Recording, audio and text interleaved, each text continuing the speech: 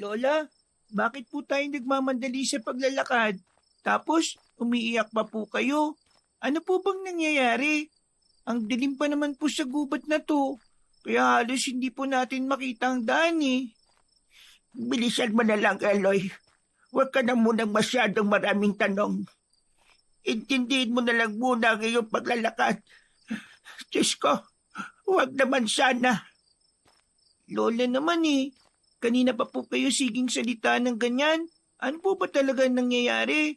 Nag-aalala na po ko sa inyo eh. Hindi pa naman ako sigurado pero iba ang kutob ko ngayong gabi.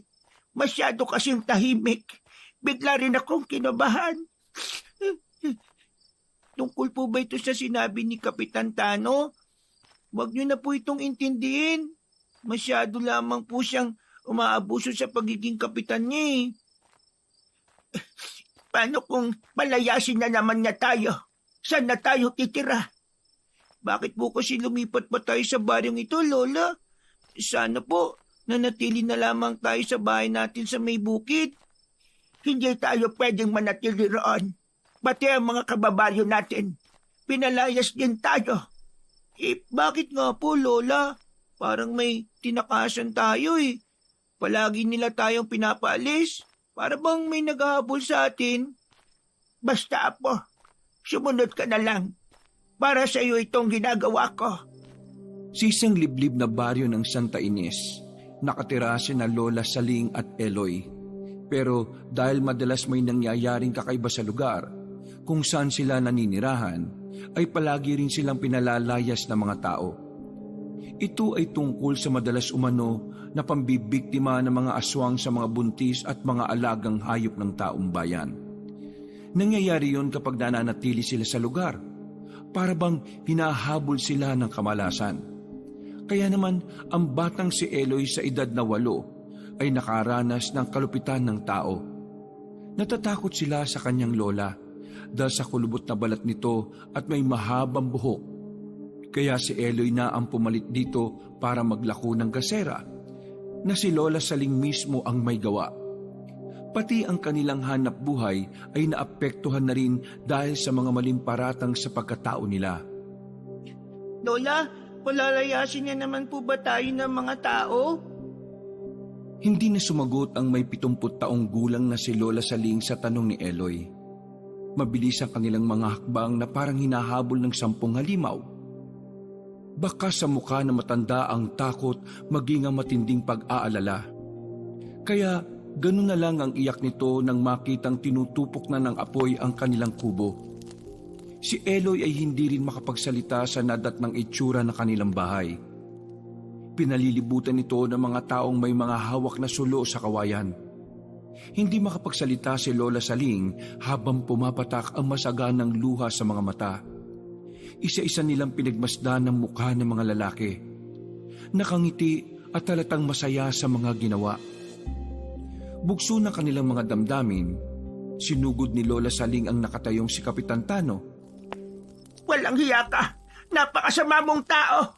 Wala kang karapatang gawin sa amin ito! Meron!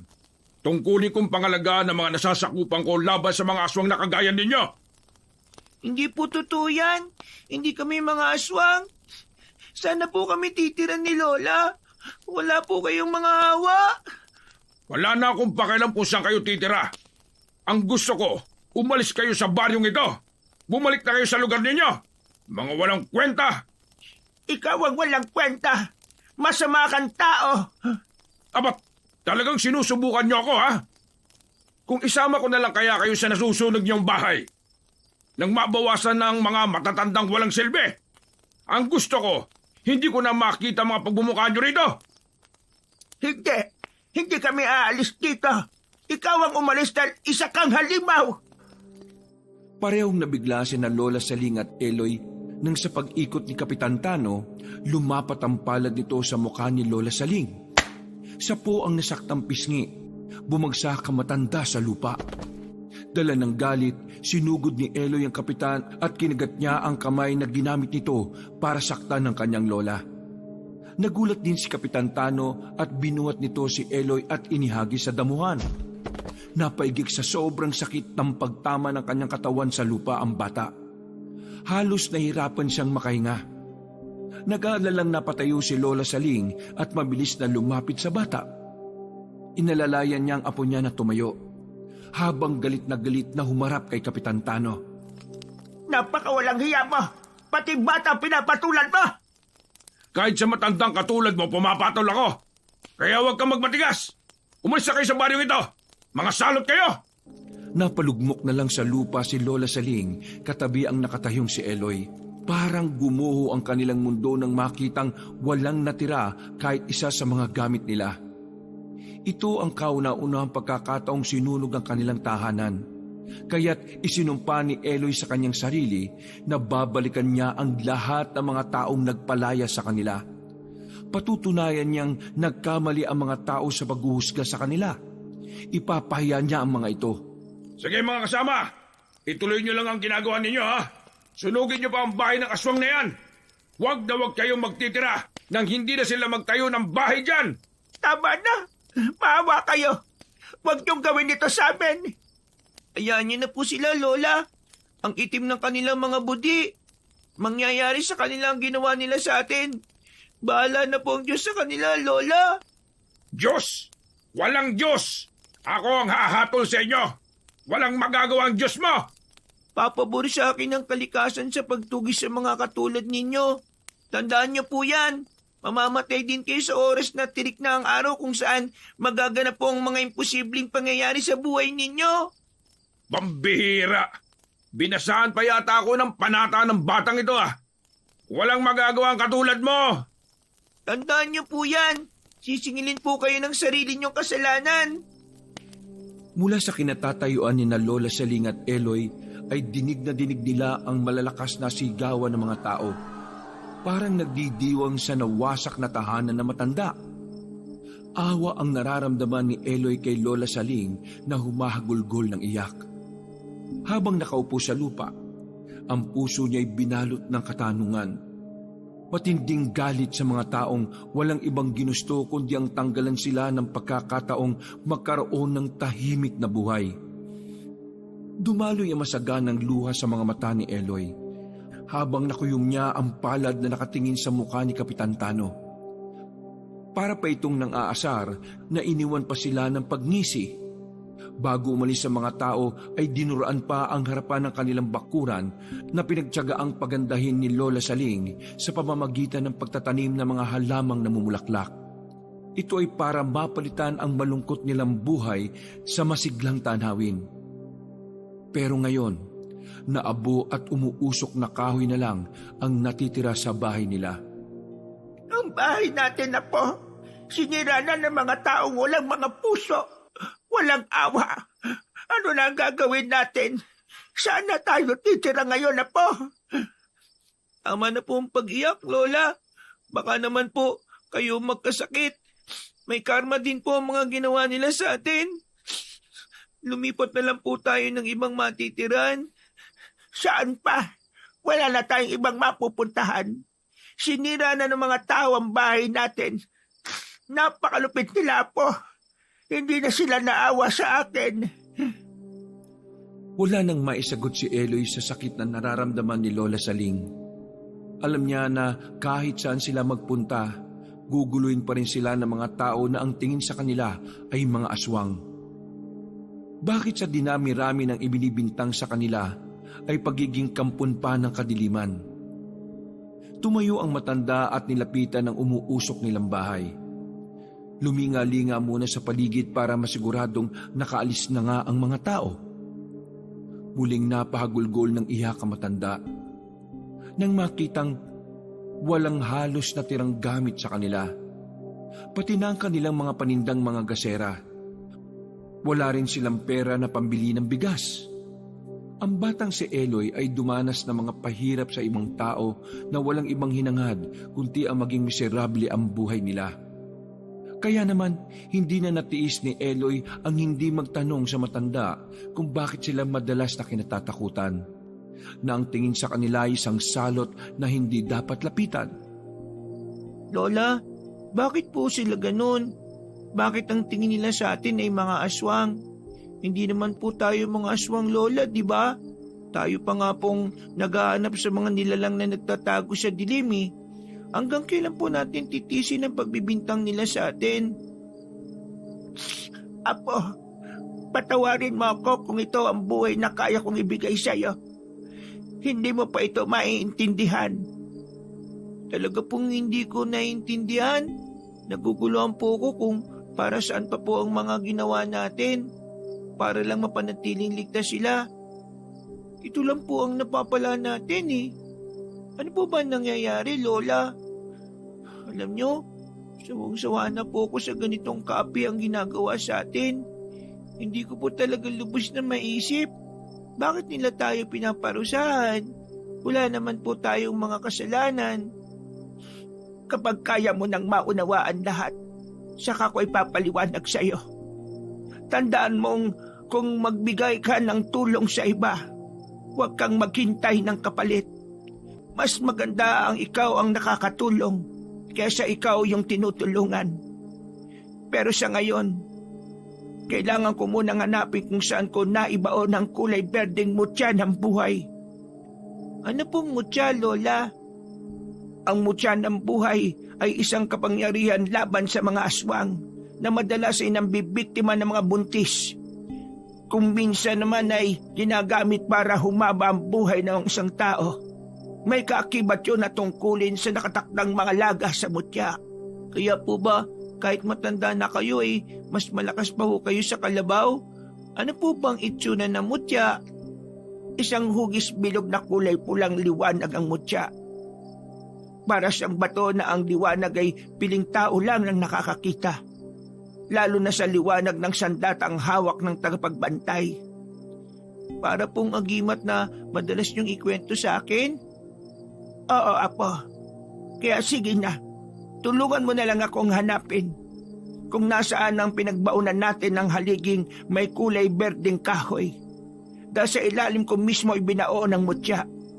Hindi siya pwedeng mawala. Mapapadali ang buhay ko at ayaw kong mawala sa tabi mo. Paano ka na? Iniwan ka na nga ng mga magulang mo. Pati ba naman ako ay mawawala pa sa iyo? Sige po, tutulungan po kita, Lola. Kaya lang masyadong mainit pa po ang lupa eh. Baka mapasok po tayo. Samantalahin na natin ang pagkakataon habang may konting liwanag sa lugar na ito. Masyado pang matagal ang oras para hintayin ng mag-umaga. Magsapin ka na lang ng pwedeng magamit natin para matanggal ang mga nakaharang na kahoy. Alam ni Eloy ang tungkol sa pag-iwan sa kanya ng mga magulang niya sa matanda. Kaya nga, ilang beses silang nagpalipat-lipat ng bahay para lang makita ang kanyang ama at ina. Kahit minsan ay hindi siya nagtanim ng sama ng loob sa mga magulang niya. Kaya sumama siya kay Lola Saling para hanapin ang mga ito. Tinulungan ni Eloy ang matandang nakayuko sa paghahanap ng pinagbauna ng mutya. Ilang minuto ang lumipas ay siya ang unang nakakita sa haligi. Magkatulong silang nagukay, kahit nararamdaman nila ang init. Maamos na ang mukha ni Eloy dahil sa uling na naipupunas niya sa kanyang balat. Gamit ang matulis na kahoy sa pagdudukal ng lupang tumigas dahil sa apoy. Ilang saglit lang sa matyaga nilang pagtutulungan ay nakita na nila ang maliit na itim na baul na kasing lapad lang ng palad ni Lola Saling. Ito ang dahilan kung bakit hindi tayo pwedeng magtayo ng bahay nang wala ito. Baka naman po, Lola, yan pa po ang dahilan ng nagdadala sa atin ng kamalasan. Hindi. Huwag mong sabihin yan. Dahil ito ang nagbibigay buhay sa akin para mapanatili ang aking lakas. Isa pa, para ito sa taong tagapangalaga sa mutyang ito. Pwede ko po ba makita, Lola? Hindi mo pa ito pwedeng makita. Hanggat hindi ko pa ito naililipat sa iyo. Ano po? Bakit po ako? Dahil ikaw talaga ang tagapangalaga nito.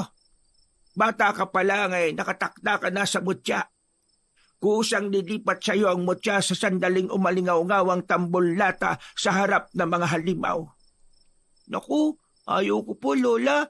Hindi ko po yan matatanggap. Hindi mo na matatakasan ng nakatanda, Apo. Itinago ni Lola Saling ang maliit na baul sa likod nito. sabay silid sa bulsa. Kahit hindi naman seryoso si Eloy na tingnan ang itsura ng mutya, nagpasya na silang iwanan ang nasunog nilang tirahan at naglakad papalayo, habang bagsak ang mga balikat. Maya-maya pa ay pinasok na nila ang madilim na kagubatan, na ang tanging liwanag na makikita nila sa daan ay ang liwanag na nanggagaling sa bilog na buwan. Ilang minuto na nilang binabagtas ang gubat, hanggang sa pag-ahon ng bundok ay hindi na napigilan ni Eloy na hindi magtanong sa matanda. Lola, saan po ba tayo pupunta? Malapit na po magliwanag eh. Hindi ko pa po alam kung saan nyo dadali ng mutya. Aalis na po ba tayo sa baryong ito? Hindi, Eloy. Dahil dito na muna tayo pansamantalang maninirahan. Kailangan lang natin balikan ang mga naiwan kong mga sandata sa kwebang natagpuan ko. Nang maghanap ako ng mga baboy ramo, siguro naman hindi na nila masusunog ang mga bato. Wala na silang magagawa para palayasin pa tayo. Pero sa ngayon, may kailangan pa tayong gawin. Pero gabi-gabi po nagroronda ang mga tanod ni Kapitan Tano. Baka po mas lalo tayong pagbintangan na tayo ang mga aswang na madalas na kumakain sa mga alaga nilang hayop. Pati ang pagkamatay ng mga buntis, baka sa atin pa rin po ibintang. Alam mong walang katotohanan na mga ibinibintang nila sa atin. Hindi tayo mga aswang, kaya hindi tayo dapat matakot. Hindi nila alam na tayo ang manunugis ng aswang na nanggugulo sa kanila sa gabi. Hindi ko rin alam kung bakit. Sa kabila ng kabutihang ginagawa ko para sa kanila, ay masamang nilalang pa rin ang tingin nila sa atin. Kung minsan, nawawalan na ako ng ganang tulungan sila. Kaya lang hindi ko matiis na may namamatay na tao ng dahil lang sa mga aswang. Pero matagal na po tayong nagpapalipat-lipat ng tirahan, Lola eh. Ni minsan, wala pa po tayong nakikita mga aswang kung ano ang kanilang mga totoong itsura. Dahil hindi kita isinasama sa tuwing naghahanap ako ng mga aswang.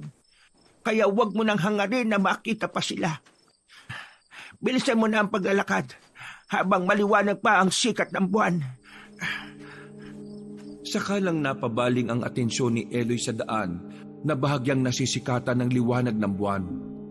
Ilang minuto pa ang kanilang ginagawang paglalakad, hanggang pagsapit sa kakahuyan, biglang napahinto sa paglakbang si Lola Saling at mabilis na hinila siya sa kanyang braso.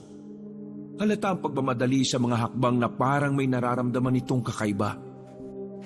Sandali po, Lola. Naiwan ko po yung tsinelas ko. Bakit po tayo nagmamadali? Huwag ka na maraming tanong. Basta bilisan mo ang paglalakad. Saka na lang natin balikan ang sapin mo sa paa. Wala nang oras para balikan mo yan. Teka, bakit mo iniwan ang isa mo pang tsinelas? Sayang po kasi, Lola. Kung may makakapulot po ng isang tsinelas ko nang walang kaparis, hindi rin mapapakinabangan. Kaya iwan ko nilang yung dalawa. Ikaw talagang bata ka. Ang dami mong alam. Ang dahan-dahang pagkakbang ng mga paa ni Eloy ay nauwi sa pagtakbo para mas lalong makaalis sa lugar na yon. Panay din ang linga sa paligid ni Lola Saling na mas sinigpitan pa ang kapit sa kanyang mga kamay. Namumula na rin ang kanyang balat dahil sa pagbaon ng kuko ni Lola Saling. Halata ang takot sa nanginginig nitong braso. Maya-maya pa ay tumambad sa kanilang dinaraanan ng isang nilalang na abala sa pagkain ng hayop. Nakikikisay ang usa sa lupa habang sinisibasib ang dugo ng usa ng nilalang na nakadapang nakakagat sa liig ng hayop. Sarap na sarap ito sa paghigop ng dugo, habang ang mga kuko sa kamay ay nakabaon sa tiyan ng usa. Hindi nito nararamdaman ang presensya ng maglola. Napapalunok ng laway si Eloy habang pinagmamasdan ang paraan ng pagkain ng aswang sa kaawa-awang hayop. Lalo na ng pagwakwak nito sa tiyan ng usa gamit ang matutulis na kuko. Humakbang sila paatras habang naririnig nila ang tunog ng pagmuya ng halimaw sa lamang loob ng usa. Parang makunat na may tunog ng ngiping nag-uumpugan. Pero bigla silang tumilapon sa damuhan habang ang kanyang lola ay bumagsak sa ugat ng puno. Nasundan ni Eloy ang pinagmulan ng pag-atake sa kanila.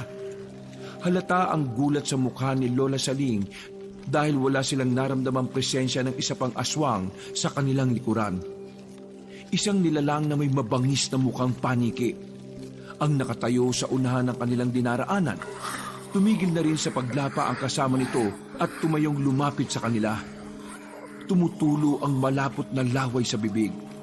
Ang mga mata ay kasimpula ng sariwang dugo na nagre-reflect sa liwanag ng buwan. Dahil madilim ang bahaging kinatatayuan ng halimaw, tanging ang kumikislap lang nitong mga mata ang nagbigay palatandaan kay Eloy na aswang ang nanakit sa kanila. Nakita niyang bumabangon pa lang ang kanyang lola mula sa pagkakabagsak nito sa lupa. Lola, tulungan niyo po ko. Huwag ka matakot, Eloy. Halika, tumayo ka. Humakbang pasulong ang dalawang halimaw na ang agwat sa kanya ay dalawang dipa. Pangiwi-ngiwi ang mukha ng halimaw na parang natutuwa sa kanila. Nang hindi makagalaw si Eloy sa sobrang takot, patakbo siyang nilapitan ni Lola Saling. Humarang ito sa unahan niya at matapang na pinagbabantaan ang mga halimaw. Huwag kayong lalapit. Lola, sakit po ng likod ko. Bumangon ka, Apo. Bilisan mo. Umalis ka na rito. Ako nang bahalang humarap sa mga halimaw na ito. Kunin mo itong mutya sa bulsa ko. Baybayin mo ang daan. Sa dulo nito, nandoon ang kwebang sinasabi ko. Bilis! Takbo na! Hindi ko hayaan makatakas ang batang yan. Siya ang kailangan ko, hindi ikaw, tanda. Akin ang mutya, habang mabait pa ako. Mamamatay na muna ako bago niyo makuha ang aking apo. Lalong-lalo na ang mutya. Hindi ka pa rin nadadala. Minsan na kitang kinunan ng mahalagang tao sa buhay mo. Hindi ka pa rin natatakot sa akin. Akala mo ba ay magtatagumpay ka sa pagtakas sa batang yan? Ikaw ang hindi magtatagumpay. Malapit ko nang putulin ang sungay mo. Makikilala rin kita, halimaw ka. Lola, bakit ganyan pong itsura nila? Parang taong daga na ang mga pangilay kasi nga ba ng mga daliri. Natatakot po ko, Lola. Umalis na po tayo rito. Bakit po gusto nilang makuha ko? Huwag na matigas ang ulo mo, Apo. Hindi siya nag-iisa. Marami silang nag-aabang sa katawan mo para gawing pagkain. Bilisan mo, tumakbo ka na. Dalhin mo ang mutya. Bilis! Halos ipagtulakan ni Lola Saling si Eloy para lang makatakas sa halimaw na nakaharang sa kanilang dinaraanan. Humakbang pa ang aswang na ang itsura ay mas mabangis pa sa asong ligaw. Umangil ito na parang tunog ng paniki. Mas malakas na nakabibingi ang nililikha nitong tunog. Lalong nakadagdag sa kilabot ng katahimikan ng gabi ang nag-iisang huni na ngayon lang narinig ni Eloy. Ano pang hinihintay mo? Tumakbo ka na! Ayoko po. Hindi ko po kayo iiwan, Lola. Huli na para humakbang papalayo si Eloy dahil mabilis na silang inatake ng aswang. Nadakot na nito ang kanyang leeg habang si Lola Saling ay muling tumilapon sa damuhan. Nabitiwan na matanda ang matulis na kahoy na ginamit nila kanina na pambungkal sa lupa. Para itong papel kung ipaghampasan ng isa pang nilalang na lumapa sa usa. Pero kitang-kita niya kung papaano lumaban si Lola Saling. Nagawa nitong makipagsabayan sa aswang. Sinuntok nito ang halimaw sa sikmura.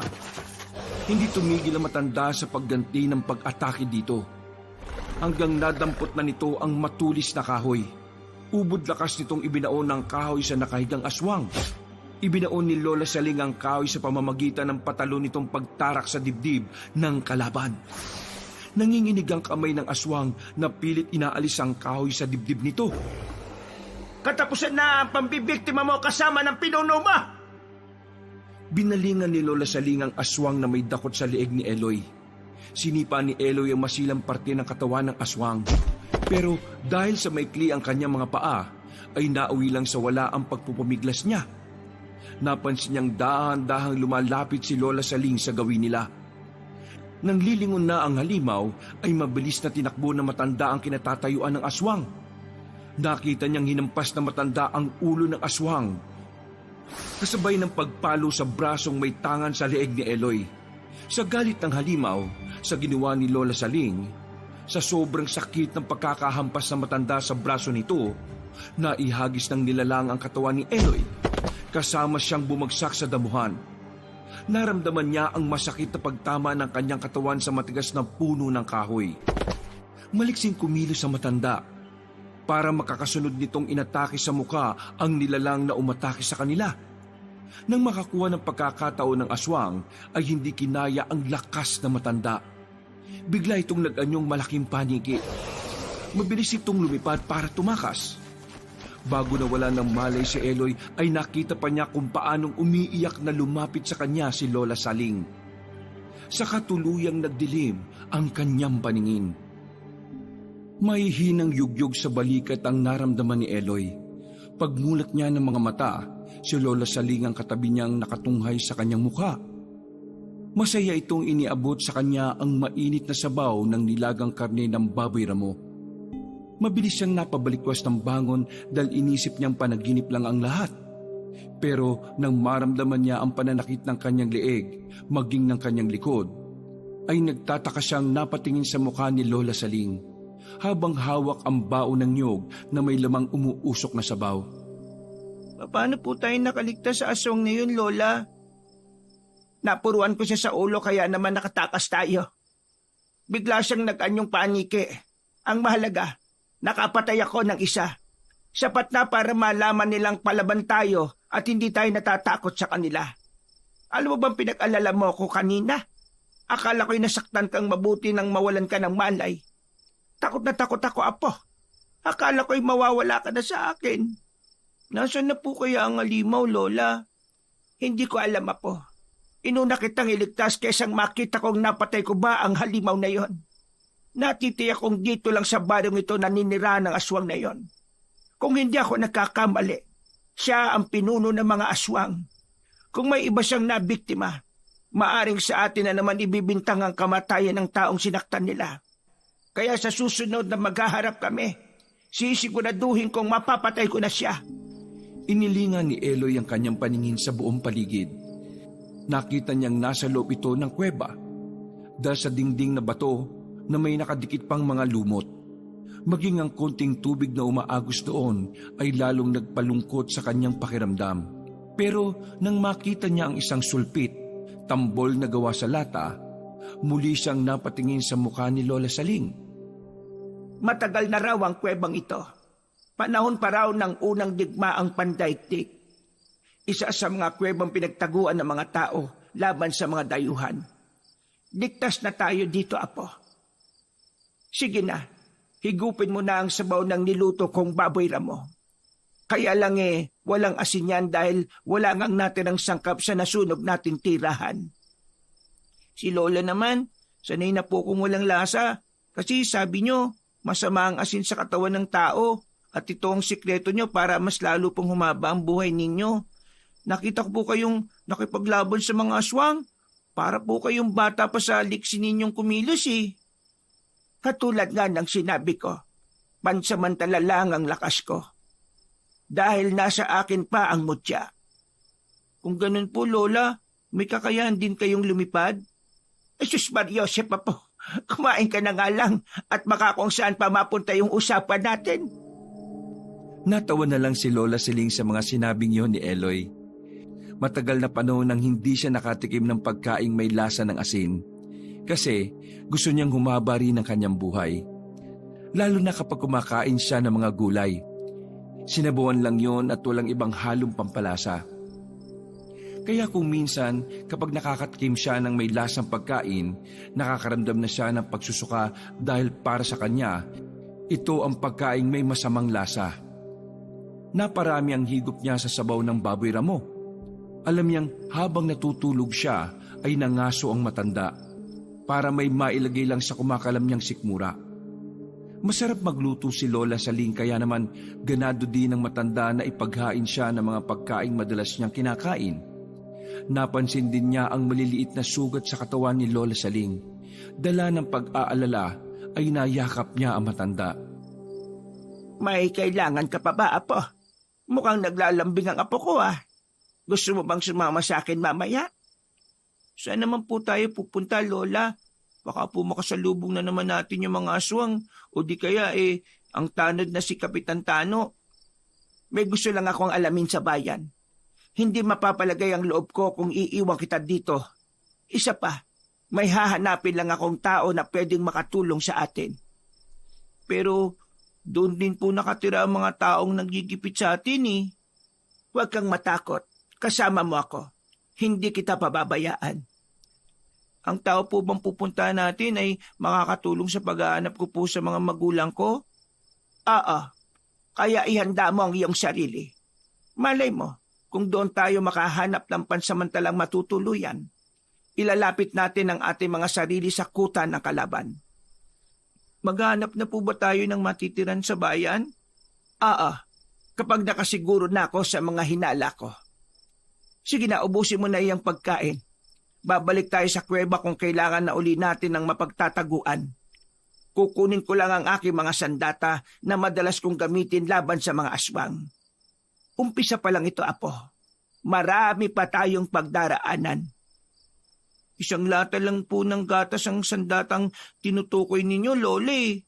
Ano pong magagawa ng tambol sa mga aswang na may kakayahan pong lumipad? Hindi naman po yun makakapatay ng aswang, Lole. Bukod pa sa tambol kong ito, Apo, meron akong sulpit na gawa sa kawayang pinatigas ng apoy.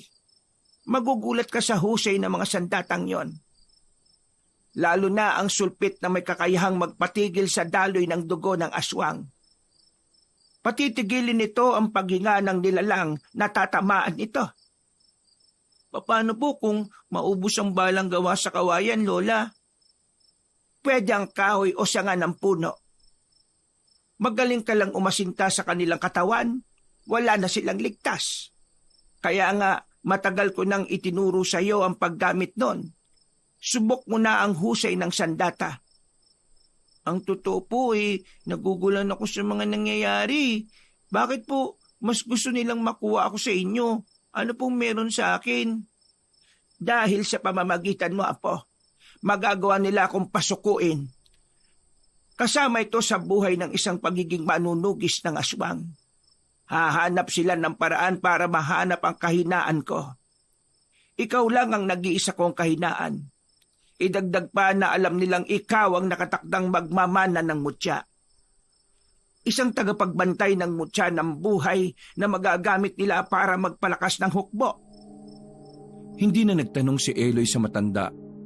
Inubos niya ang laman ng bao na pinaglagyan ni Lola saling ng sabaw. Kalat na ang liwanag sa labas nang sila ay magsimulang maglakad papunta sa bayan.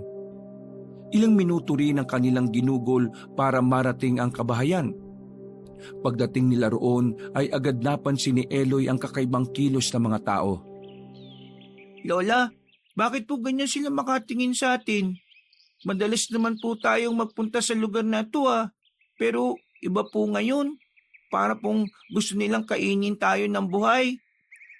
Huwag mo na lang silang pansinin. Hindi ka pa ba nasasanay na madalas tayong ituring na ganyan ng mga tao?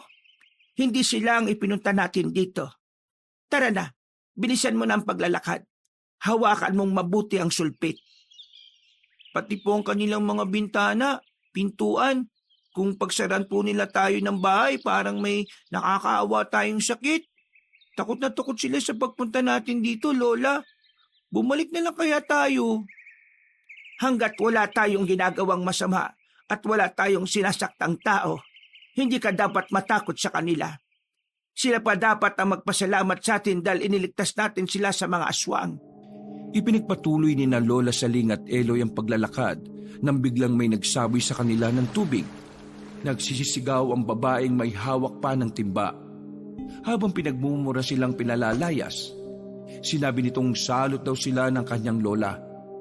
Hindi pa nga ito nasiyahan, nagtawag pa ito ng mga kasama para lang pagtulungan silang saktan.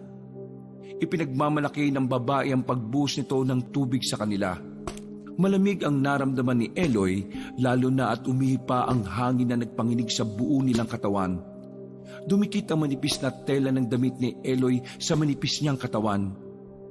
Akma na sanang kukuha ulit ang babae ng tubig, malakas na nagsalita si Eloy.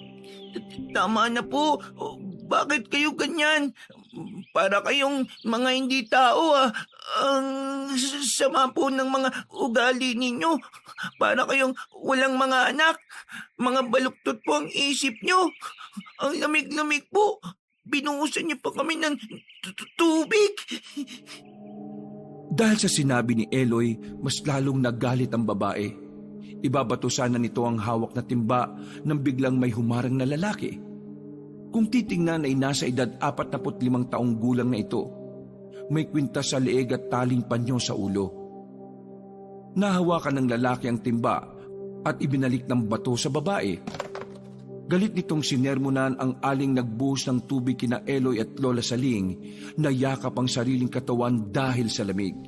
Sumusobra na kayo sa kasama ng ugali nyo Kanina ko pa kayo tinitingnan Pati matandang ito sinaktan nyo.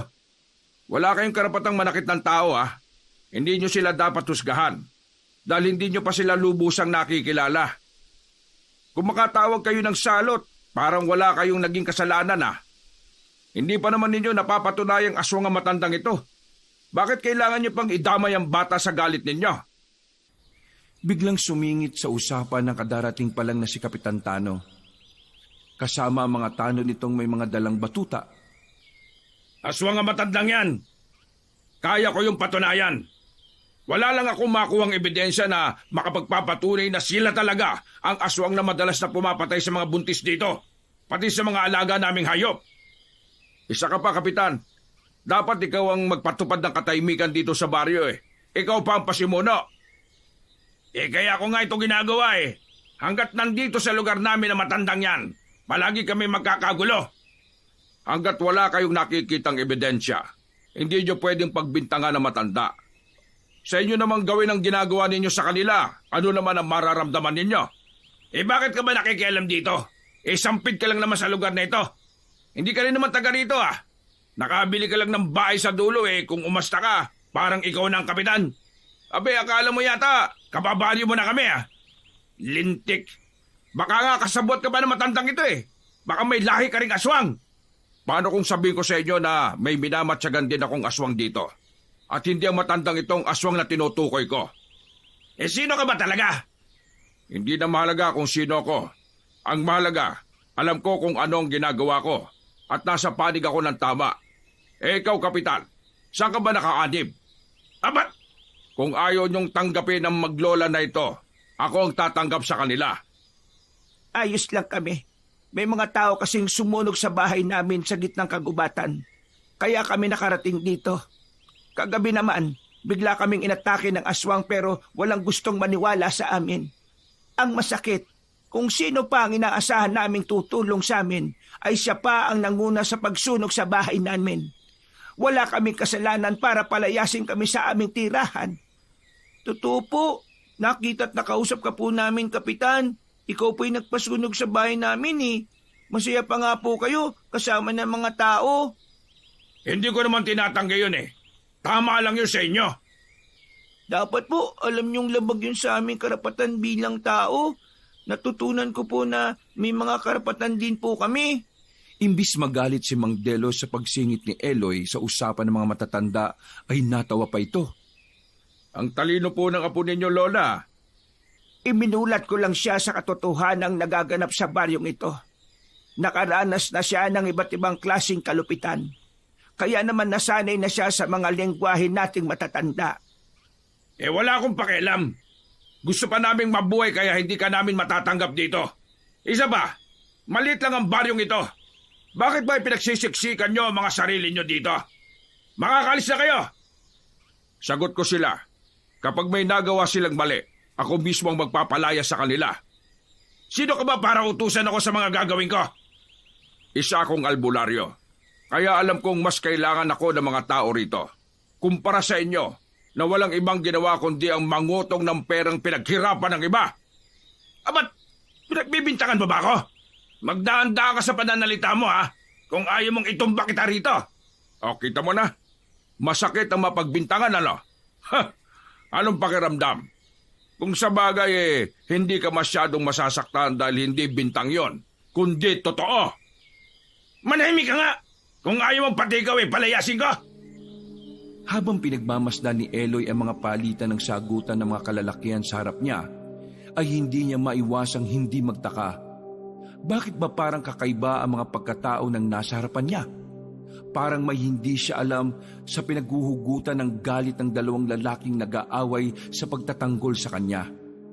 Kung hindi siya nagkakamali, siguro ito ang taong hinahanap ni Lola Saling na makakatulong sa kanila. Palayasin niyo sa harapan ko ang lalaking ito. Isama niyo ang maglola. Inuubos ito ang pasensya ko eh. Hahawakan na sana ng mga tanod si Eloy nang hawakan ito ng lalaki sa braso. Pinilipit nitong patalikod ang kamay ng tanod na humawak sa braso ni Eloy. Ganon din ang mga tanod na sabay-sabay na lumapit sa kanila para ipagtabuyang palayo silang dalawa ni Lola Saling. Walang makalapit dahil bawat pagsugod, isa-isa rin bumabagsak ang tanod sa lupa habang namimilipit sa tama ng kamao sa mga katawan nito. Naging maagap kumilos ang tagapagtanggol nila. Napakahusay nitong makipaglaban. Suntok sa sikmura at sipa sa muka ang inaabot ng mga tanod ni Kapitan. Magkakasabay rin ang pagbagsak sa lupa habang putok ang labi at busagra ang nguso. Nagsimula ng magsilabasa ng mga tao para manood sa labanan sa pagitan ng dayo at tanod ni Kapitan. Maya-maya pa ay nakita ni Eloy na kapwa namimilipit sa sakit ng tiyan ng mga tanod. Nakagulong sa lupa habang ang mukha ay halos mapuno ng dugo. Napasigaw si Kapitan sa matinding galit.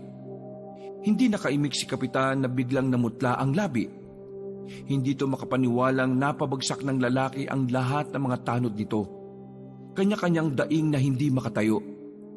Sa unang pagkakataon, humanga si Eloy sa isang lalaki na may mahusay na kamao. Sa isip niya ay nakahanap rin siya ng katapat ni Kapitan Tano, na balang araw ay matutulad siya rito. Napatras si Kapitan at hindi na sinubukang lumaban. Mga inutil kayo! Mga walang silbi! Siguro naman, pwede nang tumira sa bahay ko, maglola. May araw ka rin! Ipinahaya mo ako sa mga tao rito! Babalikan kita! Lalo ka ng Lola Saling! Tumigil ka! Para kang hindi kapitan sa asta mo! Ikaw ang dapat na magbayad! Wala kang karapatang manatili sa baryong ito! Ikaw ang dapat na umalis! Matapang ka lang dahil nakahanap ka ng tao mauutunin nyo para ipagtanggol kayo! Sisiguraduhin kong pagsisisihan nyo ito! Nakahanap din po kayo ng katapat! Tama lang po yan sa inyo! Dinuro muna ng hintuturong kaliwang kamay ni Kapitan si Eloy bago inalalayan ng lalaki si Lola Saling sa paglalakad papunta sa dulo ng daan sa kinaroroonan ng kubo. Malayo sa kapitbahay na may malawak na bakuran. Habang hindi inaalis ni Eloy ang tingin sa lalaking tumulong sa kanila. Nang makalapit sa bahay ay sakalang napagmasdan ni Eloy ang itsura ng kubo. Gawa yun sa kugon at kawayan. May silong na may hagdanan na may 3 baitang sa balkonahe. Hindi masyadong malaki, pero mas maganda yon kumpara sa nasira nilang bahay, na bukod sa tagpi-tagpi ay gawa lamang yon sa dahon ng nyog. Magpahinga muna kayo. Para po kasing napansin kong may mga sugat kayo sa katawan eh. Ikukuha ko na lamang po kayo ng pampalit na damit sa nabasa niyong kasuotan. Maraming salamat, Nelo. Hindi ka pa rin nagbabago.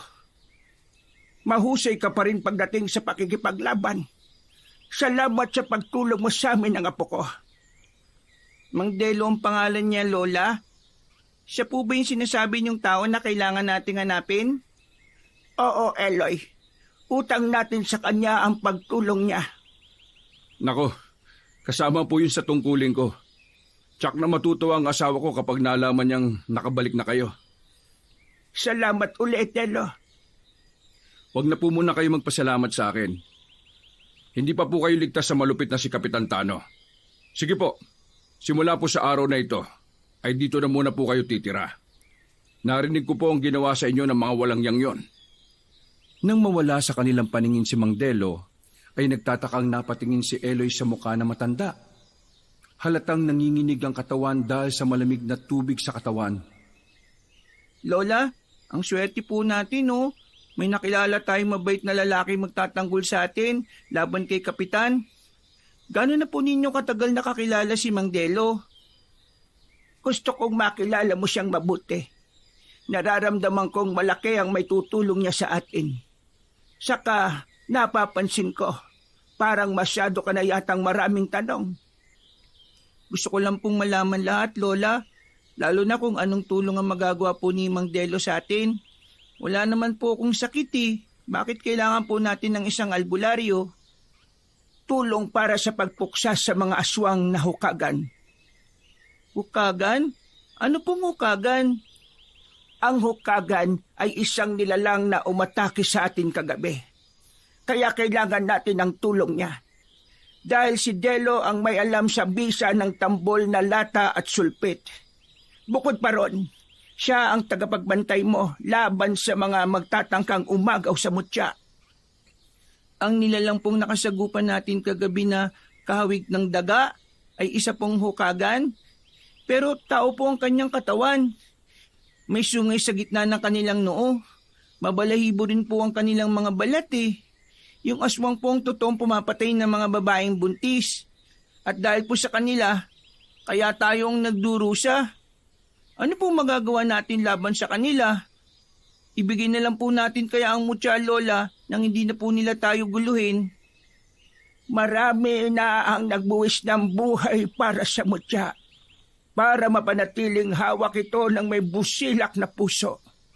Hindi ito pwedeng mapunta sa mga aswang. Pero sa atin naman po binibintang ang kasalanan ng mga hukagan eh. Tayong masama sa mata ng mga tao. Lola, bakit po ako? Dahil nasa antas ka ng tamang edad para magbantay sa mutya. Isang batang hindi pa nakakagawa ng maraming kasalanan. Nakatakda ka ng mga laga ng mutya. Kung hindi mo ito gagawin, mas marami pang mga buhay ang mga nganib. Maya-maya pa ay nakabalik na si Mang Delo. May dala na itong mga damit sa kaliwang kamay.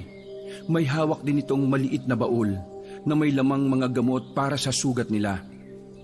Nabanggit nitong isa itong albularyo kaya gamit yun ni Mang Delo sa panggagamot. Magpalit na muna kayo ng damit bago ko gamutin ang mga sugat ninyo. Tsak na, nagugutom na rin kayo. Kaya lalabas muna ako. Wag po kayong lalabas hanggat hindi ko po sinasabi ha. Hindi kayo ligtas sa labas, lalo ka na Eloy. Inilapag ni Mang Delo ang dala nitong maliit na baul sa lamesang gawa sa kawayan. Nalantad ang mga boteng may iba't ibang kulay na isa-isa ring inilabas sa lagayan. Ano pong klase mga bote yan, Mang Delo? Mga langis na gawa sa iba't ibang klase ng bulaklak. Katas ng bulaklak ng ilang-ilang at sampagita. Basta may mga mababangong amoy ng bulaklak. Kontra sa mga amoy ng mga aswang para hindi maamoy ang mga sugat natin. Kaya po pala nagtatanim kay Lola ng mga namumulaklak na halaman. Kontra din po pala yun sa mga aswang. Oo, apo, tama ka. Tama si Lola Saling kaya sabihan niyo ako kapag tapos na kayo magpalit ng damit ha. Lumabas lang saglit si Mang Delo para makapagpalit ng damit si Lola Saling. Ilang minuto lang ang lumipas, pagbalik ni Mang Delo ay may dala na rin itong pagkain para sa kanila. Ginamot muna nito ang mga sugat nila bago sumabay sa kanilang pagkain. Nang matapos sa pagkain ay nagpaalam sa kanila si Mang Delo. Aalis po muna ako. Pupuntahan ko lang yung asawa ko para ibalita sa kanyang nandito na kayo. Wag na wag kayong lalabas ng bahay. Isarado niyo ang pinto, maging ang mga bintana, ha? Sige, mag-iingat ka, Delo. Tango lang ang itinugo ni Mang Delo sa paalala ni Lola Saling. Habang si Eloy ay nanatiling nakatingin lang na parang pinag-aaralan ang bawat galaw ni Mang Delo. Nang makalis ito, ay pumasok silang dalawa ni Lola Saling sa kwarto para magpahinga. Mabilis na lumipas ang oras. Pagsapit ng gabi ay hindi dinalaw ng antok si Eloy. Kaya naman bumangon siya para magpahangin sa labas. Yun ang kabilin-bili ng inutos ni Mang Delo sa kanya. Pero sumaway siya. Nakarating pa siya sa likod ng bahay ni Mang Delo. Sa puno ng mangga na may nakabitin na duyan na gawa sa uway. Saglit siyang nagpahinga roon Pero maya-maya pa ay naamoy niya ang kakaibang simoy ng hangin. Amoy na bubulok na laman ng tao. Masangsang na masakit sa ilong. Napabalikwa si Eloy ng pagkakahiga sa duyan. Iginala niya ang kanyang paningin sa loob ng bakuran. Ha? Baka guni-guni ko lang. Ha? Diyos ko! Isang aswang! Halos manlaki ang mga mata ni Eloy nang makita ang nilalang na nakadapo sa bubong ng bahay ni Mang Delo. Isang malaking paniki na ang mukha ay sa daga. Nagbabaga ang mga mata nitong nakatingin sa kanya, habang ang bibig ay hindi maisarada sa nakatukod na 2 pangil nito sa bibig. Nanginginig ang kanyang tuhod na bigla siyang kinilabutan dahil sa paghuni nito na parang uwak. Napasigaw si Eloy sa sobrang takot. Nang pabulusok itong lumipad patungo sa kanyang kinaroroonan, dala ng pagkalito at sa hindi paggana ng kanyang isip, imbis pumasok sa bahay ay sa kagubatan pa siya nagpunta. Inisip niyang mahihirapan ng aswang sa paghabol sa kanya dahil sa mga nagtataasang mga puno. Ilang beses siyang nadapa sa pagtakbo. Pero nasusundan pa rin siya ng hukaga na patuloy na lumilipad sa himpapawid. Idagdag pa ang madilim na daan kaya mas lalo siyang nahirapang tumakbo. Muli siyang nadapa sa ugat ng punong nakaharang sa kanyang dinaraanan. Pagbangon niya ay nasa harapan na niya ang nilalang. Nakangisi itong humahakbang papalapit sa kanya. Mas tumindi ang amoy ng mabahong singaw ng hangin mula sa katawan nito. Huwag kang lalapit, Halimaw! Layuan mo ko! Bigla siya nitong ginambahan sa dibdib at mabilis na kinagat ang kanyang balikat. Hindi pa ito nasiyahan ay lumipat pa yon sa kanyang braso. Pilit pinaglalabanan ni Eloy ang malakas na aswang na walang tigil sa pag-atake sa kanyang katawan. Muling umalingaw-ngaw ang malakas niyang sigaw, habang pilit iniiwasan ang pangil ng aswang. Sa pagpupumiglas niya, ay nawalan siya ng balanse. Natumba siya sa lupa dahil sa sobrang sakit na kanyang nararamdaman. Dumapa rin ang aswang sa ibabaw niya at kumagat pa sa kanyang hita. Umuungol pa ang nilalang na parang nasasarapan sa lasa ng kanyang dugo. Gumuhit ang kirot sa pagbulwak ng mga dugong nanggagaling sa pinagbaunan ng pangil nito sa kanyang laman. Kahit anong pagpupumiglas ni Eloy ay wala itong balak na pakawalan siya. Dala ng kawalan ng pag-asa, kinagat niya ito sa balikat. Malakas niyang ibilaon ng ngipin sa laman nito. Napasigaw ng malakas ang aswang kaya nagkaroon ng pagkakataon si Eloy na makatakas. Mabilis siyang tumayo. Pinilit niyang makalayo kahit naninigas ang kanyang binti dahil sa tama ng kagat sa binti niya. Sakto sa gilid ng bangin, muli niyang naramdaman ang kalmot ng kuko sa kanyang likod. Lola! Tulungan niyo po ako! Lola! Pero walang nakakarinig sa malakas na sigaw ni Eloy. Ramdam na ramdam ang matinding takot sa boses niya. Mas lalong lumakas ang sigaw ng aswang nang makita ang masaganang dugo na umaagos sa kanyang sugat. Para itong nababaliw na akba na sanang uulitin ang pagkagat sa kanya. Nang mula sa puno ay may tumalon na isang babae. May hawak itong pana na may palaso. Saktong pagbagsak ng babae sa lupa ay inasinta nito ang aswang na nasa likuran niya. Tumama ang palaso sa dibdib ng halimaw at inulit pa yon sa binti. Halos tagtarin ng pana ng babae ang katawan ng halimaw na umatake kay Eloy. Dahil sa pagkabigla sa bilis ng pangyayari, paluhod na bumagsak sa lupa si Eloy. Habang namamanhid ang kanyang katawan dahil sa mga tama na kagat sa kanyang laman, kitang-kita niya rin kung paanong paulit-ulit na pinana ng babae ang nakahigang aswang sa lupa. Kumalat ang dugo sa damuhan, pati na ang mga tumalsik sa katawan ng babae. Bago ito lumapit sa kanya, nahalata ang pagod sa boses. Diyos ko! Anong ginagawa ng isang bata sa gubat na ito? Halika, kumapit ka sa braso ko. Sumampa ka sa likod ko. Baka maubusan ka na ng dugo. Tulungan niyo po ko, Ali. Ang sakit po. Oo, huwag ka muna magsalita. Lalong bumubulwak ang dugo sa sugat mo. Lakasan mo lang ang loob mo. Malapit lang ang bahay ko rito. Ano ba kasing ginagawa mo sa gubat na ito? Hindi mo ba alam na maraming nagkalat na aswang sa lugar na ito? Piniling manahimik ni Eloy habang nararamdaman ang pamimigat ng talukap ng kanyang mga mata, pati ang malakas na hingal ng babaeng may pasan sa kanya. Huwag ka matutulog. Mahihirapan akong gamutin ka dahil baka hindi ka na magising. Mabuti na lang at nagkataong nasa bahay ang asawa ko manggagamot. Ramdam na ramdam ni Eloy ang pag-aalala sa boses ng hindi nakikilalang babae.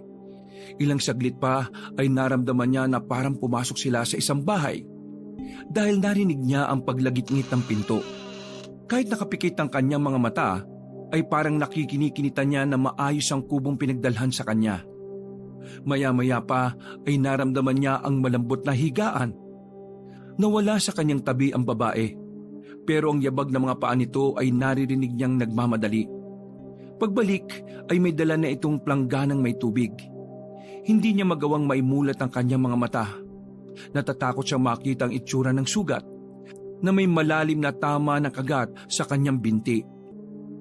Nakakuyom ang kanyang kamay na pilit pinaglalabanan ng sakit, habang ang paghila ng antok ay lalong nagbibigay pahirap sa kanya.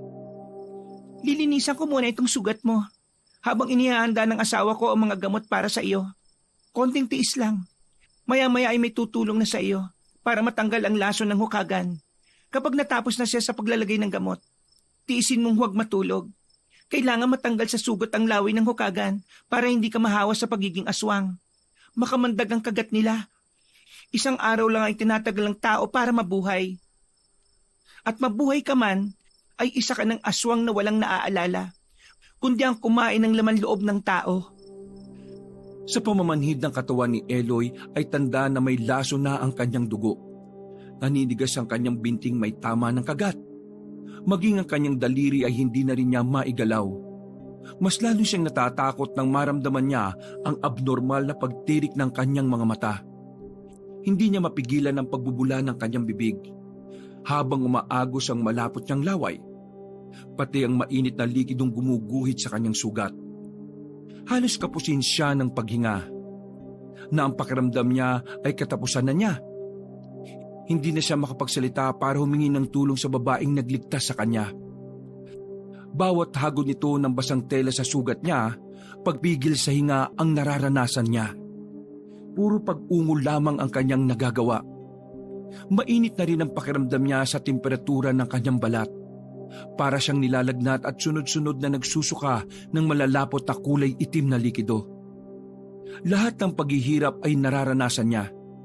Sa dami ng tama ng kanyang kagat sa katawan, mas lalong nataranta ang babae sa paglilinis ng kanyang sugat, lalo na nang makita ang reaksyon ng kanyang katawan. Diyos ko, nakasan mo ang loob mo. Labanan mo ang laso ng laway ng hukagan. Patawarin mo ako kung nahuli ako ng dating.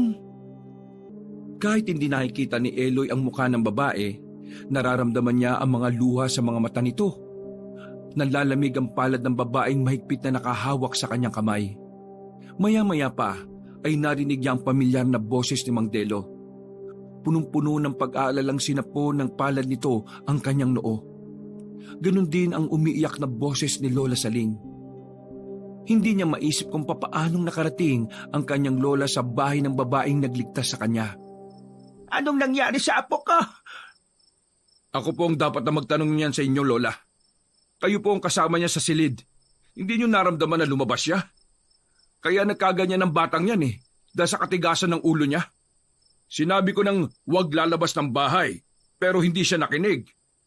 Muli na naman po yata kaming mabibigo sa pagbabantay sa tagapangalaga ng mutya Masyado ako napagod sa 2 araw na walang tulog pagkatapos ng mga nangyari sa amin. Kaya naman nakatulog na ako ng mahimbing.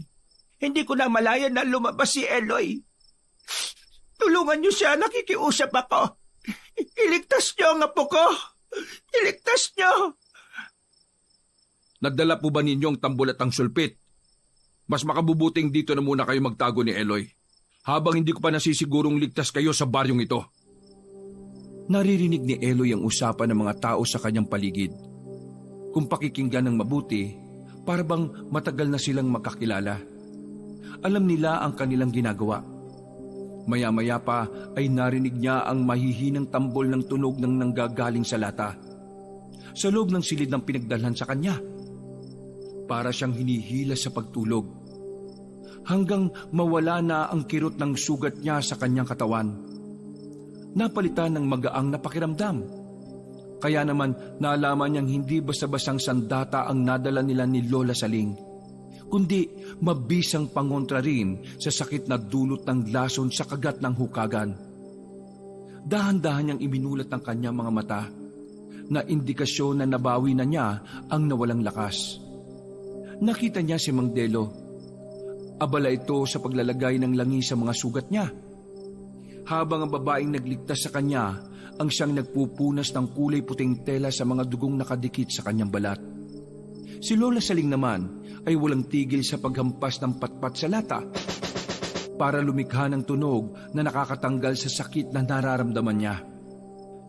Kumusta na ang pakiramdam mo? Ano bang pumasok sa isip mo na imbis na magtago ka sa bahay, sa gubat ka pa nagpunta? Natakot po kasi ako sa mukha ng paniki na umatake sa akin kanina eh. Kitang-kita ko po yung hukagan. Nasa bubong po siya ng bahay ni Mang Delo. Kaya po siguro mainit ang pakiramdam ko kanina eh. Dahil may mga nagbabantay po sa amin na aswang.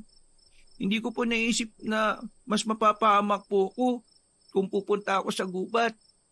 Hindi ko po sinasadya na pag-alalanin ko po kayo. Matigas kasi ang ulo mo eh. Pinag-alala mo si Lola Saling. Paano kung hindi ka kagad natulungan ni Belinda? Hindi mo ba naisip na maaari kang mamatay sa ginawa mo? Pasensya na po, Mang Delo. Patawarin niyo po ako. Hindi ko na po ulitin. Lola, bakit po ba gusto nila akong patayin? Kung hindi ang mga tao, pati ba naman sa mga aswang? Hindi ko po maintindihan eh. Ano po bang meron sa akin? Diyan ka napapahamak sa pagiging mausisa mo eh. Palagi kang maraming tanong. Delo, patayan. Huwag kang padadala sa damdamin mo. Eh nakakasuya na eh. Siya na nga ang tinulungan, siya pa ang ayaw makinig. Pasensya na po talaga. Nagkatinginan sina Aling Belinda at Mang Delo sa mga sinabi ni Eloy. Maya-maya pa ay si Lola Saling na ang nagsalita. Hindi ikaw ang totoong pakay nila, Apo, kundi ang mutyang iniingatan ko. Ililipat ko sa iyo yon kapag sumikat na ang unang pagbilog ng buwan. Ayaw ko po. Hindi ko po yung matatanggap dahil sa mutya 2 beses na po ako muntikan na mapahamak. Duwag po ako. Wala po akong kakayahang lumaban sa kanila. Umalis na po tayo dito, Lola. Ayaw ko na po dito. Natatakot na po ako eh. Hindi mo na matatakasan ang nakatakdang mangyari sa buhay mo. Kahit tanggihan mo pa ito, 2 lang ang pamimilian mo. Una ay kamatayan, pangalawa ay ang pagtanggap sa mutya. Pero para po sa akin, pareho lang pong katapusan ng buhay ko ang mapipili ko eh. Siguro po, habang naghihirap po ako, masayang-masayang namumuhay ang mga magulang ko sa pag-abandon na po nila sa akin. Bakit naman napunta sa mga magulang mo ang usapan? Habang tumatagal po, mas naiintindihan ko pong hindi nila ako mahal. Wala silang kaalam-alam na naghihirap po ko ngayon. Habang sila, masayang namumuhay sa malayong lugar, sa baryong tahimik, na walang aswang. Bumagsak ang mga luha sa mga mata ni Eloy. Pumatak yun hanggang sa kanyang unan. Naramdaman niya ang awa sa haplos ng kamay ni Aling Belinda sa kanyang mainit na palad. Habang si Lola Saling ay tahimik lang na nagpapatunog ng mahinang tambol sa lata. Sa kabila ng pananahimik na matanda ay ang matinding pananakit naman ng tenga nito dahil sa tunog na naririnig mula sa tambol. Ito ang epekto sa matatandang may edad 70 taong gulang pataas. Kapalit ng ginhawa naman sa mga ugat ni Eloy. Napansin ni Eloy na dumudugo ang tenga ni Lola Saling. Hindi naman siya makabangon para tulungan ang matanda. Lola, ang tenga niyo po. Huwag mo kang alalahanin. Ang mahalaga, gumaling ka na. Makakatulong ang tambol sa pagkawala ng sakit na mga sugat mo. Ang sulpit na kawayan ay nasa ulinan mo. Matuto kang lumaban sa mga halimaw na gumagambala sa iyo. Patunayan mong hindi ka natatakot sa kanila. Pati po ba ako, Lola Saling? Yan din ang ituturo sa bata. Ang dapat sa kanya ay tahimik na buhay. Hindi po ba kayo nag-alalang baka mapahamak ulit si Eloy? Ayaw ko na, itigil na po natin ito. Sawang-sawa na rin ako sa laban ng walang katapusan. Alam ko ang ginagawa ko at kung ano ang mas makabubuti sa apo ko. Kailangan niya matutong lumaban para sa buhay niya. Matanda na ako. Paano pa siya mabubuhay kung hahayaan niya ang mga hukagan? Dahil kung magaling siyang makipaglaban sa mga aswang, ay hindi niya sasapitin ang dami ng tama ng kagat sa katawan niya. Kahit ano pa po ang sabihin niyo, Lola, masyado mapanganib sa kanya ang paggamit ng sandata laban sa mga aswang. Siguro naman may dahilan kung bakit siya iniwan ng kanyang mga magulang. Dahil para hangarin ang kaligtasan ng batang ito. Kaya nga po nandito kami ni Delo Nakahanda kami magbuwis ng buhay para sa kaligtasan niya. Hindi niyo ako mapipigilan. Ako ang tumayong magulang niya. Kaya alam ko kung ano ang dapat niyang gawin. Ang mutyang hawak ko ay hindi talaga sa akin, kundi nakalaan kay Eloy. Hindi ako pwede habang buhay na itago ito. Dahil kapag hindi ito napunta kay Eloy, magkakaroon siya ng malubhang sakit. Malaki ang responsibilidad na nakaatang sa balikat niya. Kaya tama lang na matuto siyang lumaban. Ano pong totoong kakayahan ng mga ukagan para pagandaan silang mabuti? Nakita ko po kasing may kakayahan ng aswang na mag-anyong paniki, daga, at kung ano pang naisin nilang gayain. Hindi ko lang po maintindihan, bakit po ako? Wala naman po akong dugong mandirigma para magmay-ari ng mutya. Hindi sila nanggagaya. Yun ang tunay nilang itsura. Ang tambol na pinatutunog ni Lola Saling ay ang bagay na kayang magpatigil sa galaw ng mga aswang. Sa ganoong paraan, madali mong maatake mga kalaban gamit naman ang iyong sulpit. Yun ang totoong dahilan kung bakit gusto kanilang patayin. Dahil para sa kanila, ang batang may edad 8, ang may kakayahang pagpasahan ng mutyang buhay laban sa kanilang lahat. Dahil ikaw ang bunga ng pagmamahalan ng dalawang lahi, isang normal na tao at isang hukagan. Po, mabuting aswang ang ama mo, at kapag napunta sa iyo ang mutya, hindi ka matutulad sa tatay mo. Oo, apo, may dugo kang aswang kaya kung mapapansin mo, binibigyan kita ng mga pagkaing walang sangkap na asin o bawang. Totoo po ba yan, Lola? Oo, apo. Kaya sana sikapin mong maging mabuting tao. Kaya po ba nila tayo pinalalayas dahil alam nila? Wala silang alam sa totoong pagkatao mo. Ang alam nila'y hawak mo ang mutya. Para kang banta sa kanila. Malalaman mo kung bakit kanila gustong patayin sa sandaling matutunan mo ang mga orasyong magbibigay ng bisa sa mga sandatang yan. Tandaan mo na kapag nasa iyo na ang mutya, ay hindi ka na dapat titikim ng may asin. Dahil kapag nangyari yon, magiging isa kang halimaw na hindi maaalala ang taong nagpalaki sa iyo. Walang makakapigil sa pagiging aswang mo, kundi ang kamatayan lang. Bakit po alam niyong tungkol sa bagay na yan? Samantalang ako po, walang kaalam-alam sa mutya. Sino po ba kayo? Mag-asawa kami ni Aling Belinda mo. Bago kami magsama ay may mga tungkulin na nakaatang sa aming balikat. Yun ay ang protektahan ng may hawak ng mutya ng buhay, laban sa pinuno ng hukagan. Ako ang albularyo at si Belinda ang manunugis ng aswang, samantalang si Lola Siling ang nakatakdang mag-alaga ng mutya, habang hindi pa panahon para isalin sa iyo. Pero hanggang ngayon, ayaw naming mapunta sa iyo ang mutya ng buhay, dahil hindi na namin gugustuhin mangyari ang mga nangyari noon. Nabigo kami sa unang batang minsan na naming binantayan. Namatay siya sa kamay ng halimaw. Kung ganun po, talagang kayo po ang ipinunta namin ni Lola sa baryong ito dahil balak na po niyang humingi ng tulong sa inyo? Oo. Kasama si Belinda sa pagtupad ng tungkulin para protektahan ka. Kaya lang sa tingin ko hindi ka pa handa. Siguro mas kailangan mo nang malaman ang buong katotohanan tungkol sa mga magulang mo. Huwag niyo akong pangunahan sa mga sasabihin ko sa apo ko. Sapat nang malaman niya ang tungkol sa pagiging dugong hukagan niya. Baka hindi niya kayanin ang matutuklasan niya. Napag-usapan na natin ito, hindi ba? tutol naman ako sa pagbibigay ng mutya sa bata. Pero higit niyan dapat na malaman kung ano bang ipinaglalaban niya. Paano siya haharap sa mga aswang kung hindi naman niya alam kung ano ang dahilan kung bakit kailangan niyang patayin ng hukagan? Ipakita niyo sa kanya ang mutya. Karapatan na niyang tanggapin ang kapalaran niya. Ano pong kapalaran? Ano pong tungkol sa mga magulang ko?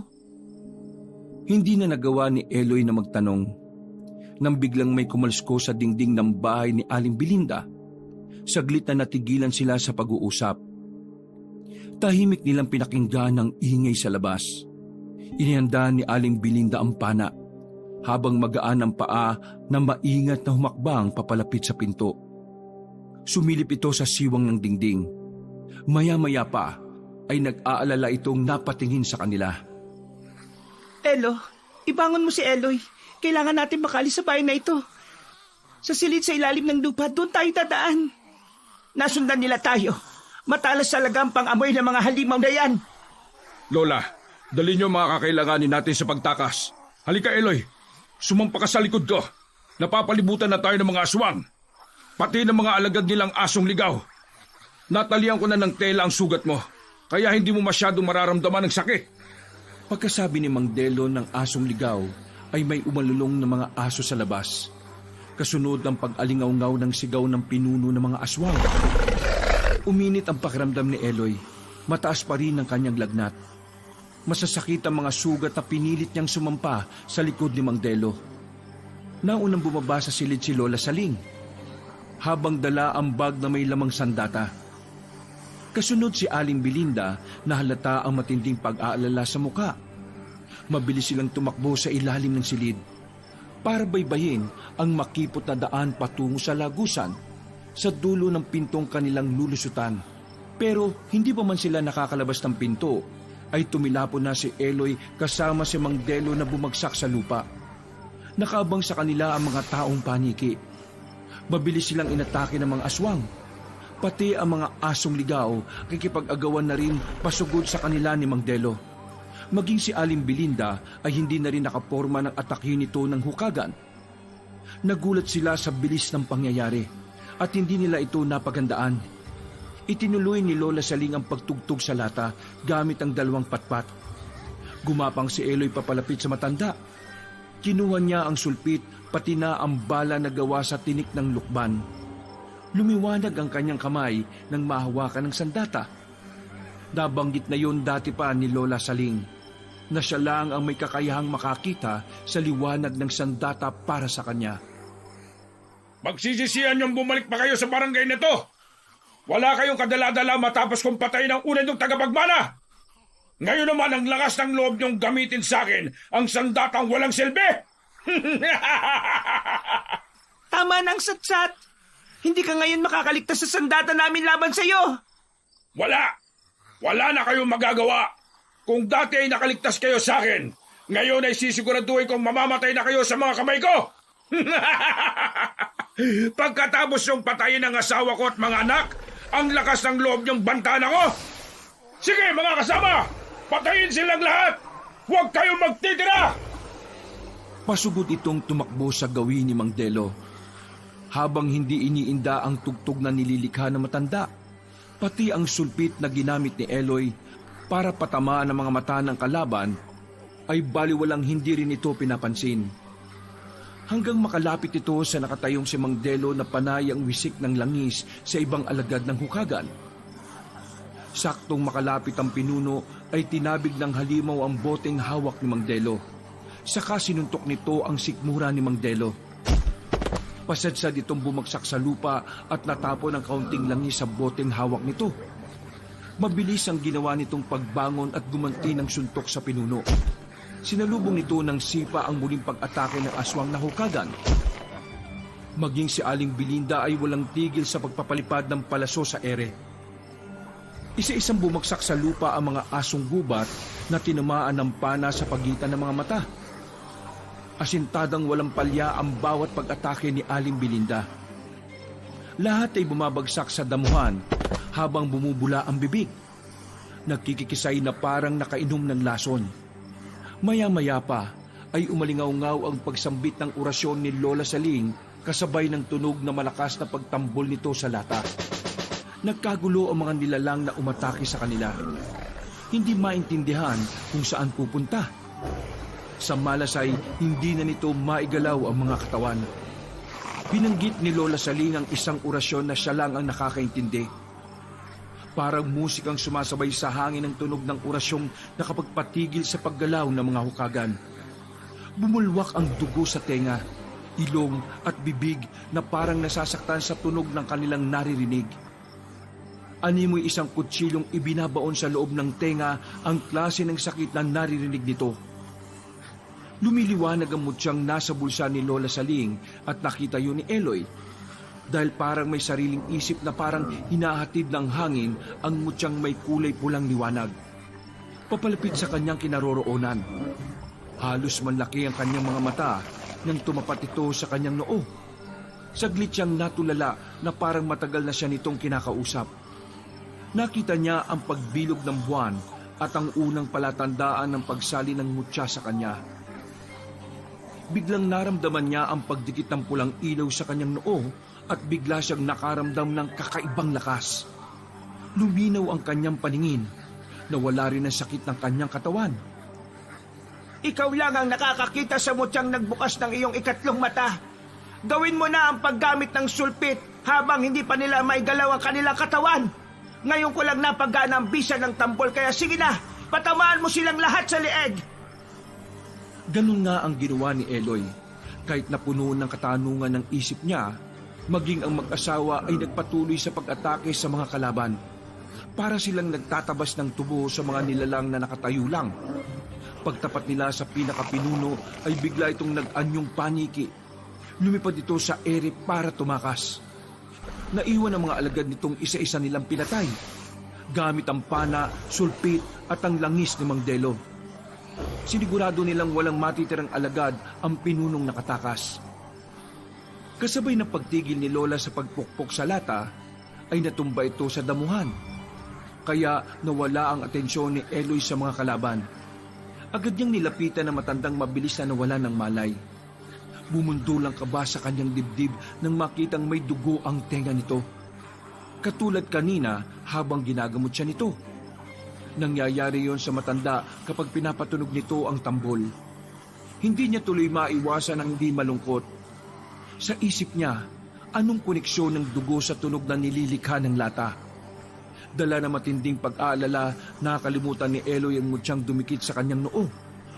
Mabilis na binuhat ni Mang Delo si Lola Saling at dinala sa bahay nito. Hindi mapakali sina Eloy, Aling Belinda at Mang Delo sa walang malay na rin na si Lola. Kung ano-ano na ang ginamot ni Mang Delo para lang bumalik ang malay na matanda. Pero nanatili itong tulog na parang lantang gulay. May timang labi at biglang tumanda ang itsura. Bakit po nagkaganyan si Lola? Pagkatapos pong lumipat sa akin ng maliwanag na kulay pulang mutya, ito po bang epekto ng pagkawala ng mutya sa kanyang katawan? Mamamatay na po ba si Lola? Huwag ka mag-alala. Makakabawi din ng lakas si Lola Saling. Hindi lang niya kinaya ang pagkawala ng mutya sa kanyang pangangalaga. Sa palagay ko hindi to tungkol sa mutya, kundi sa tunog ng tambol ng lata na narinig niya kanina.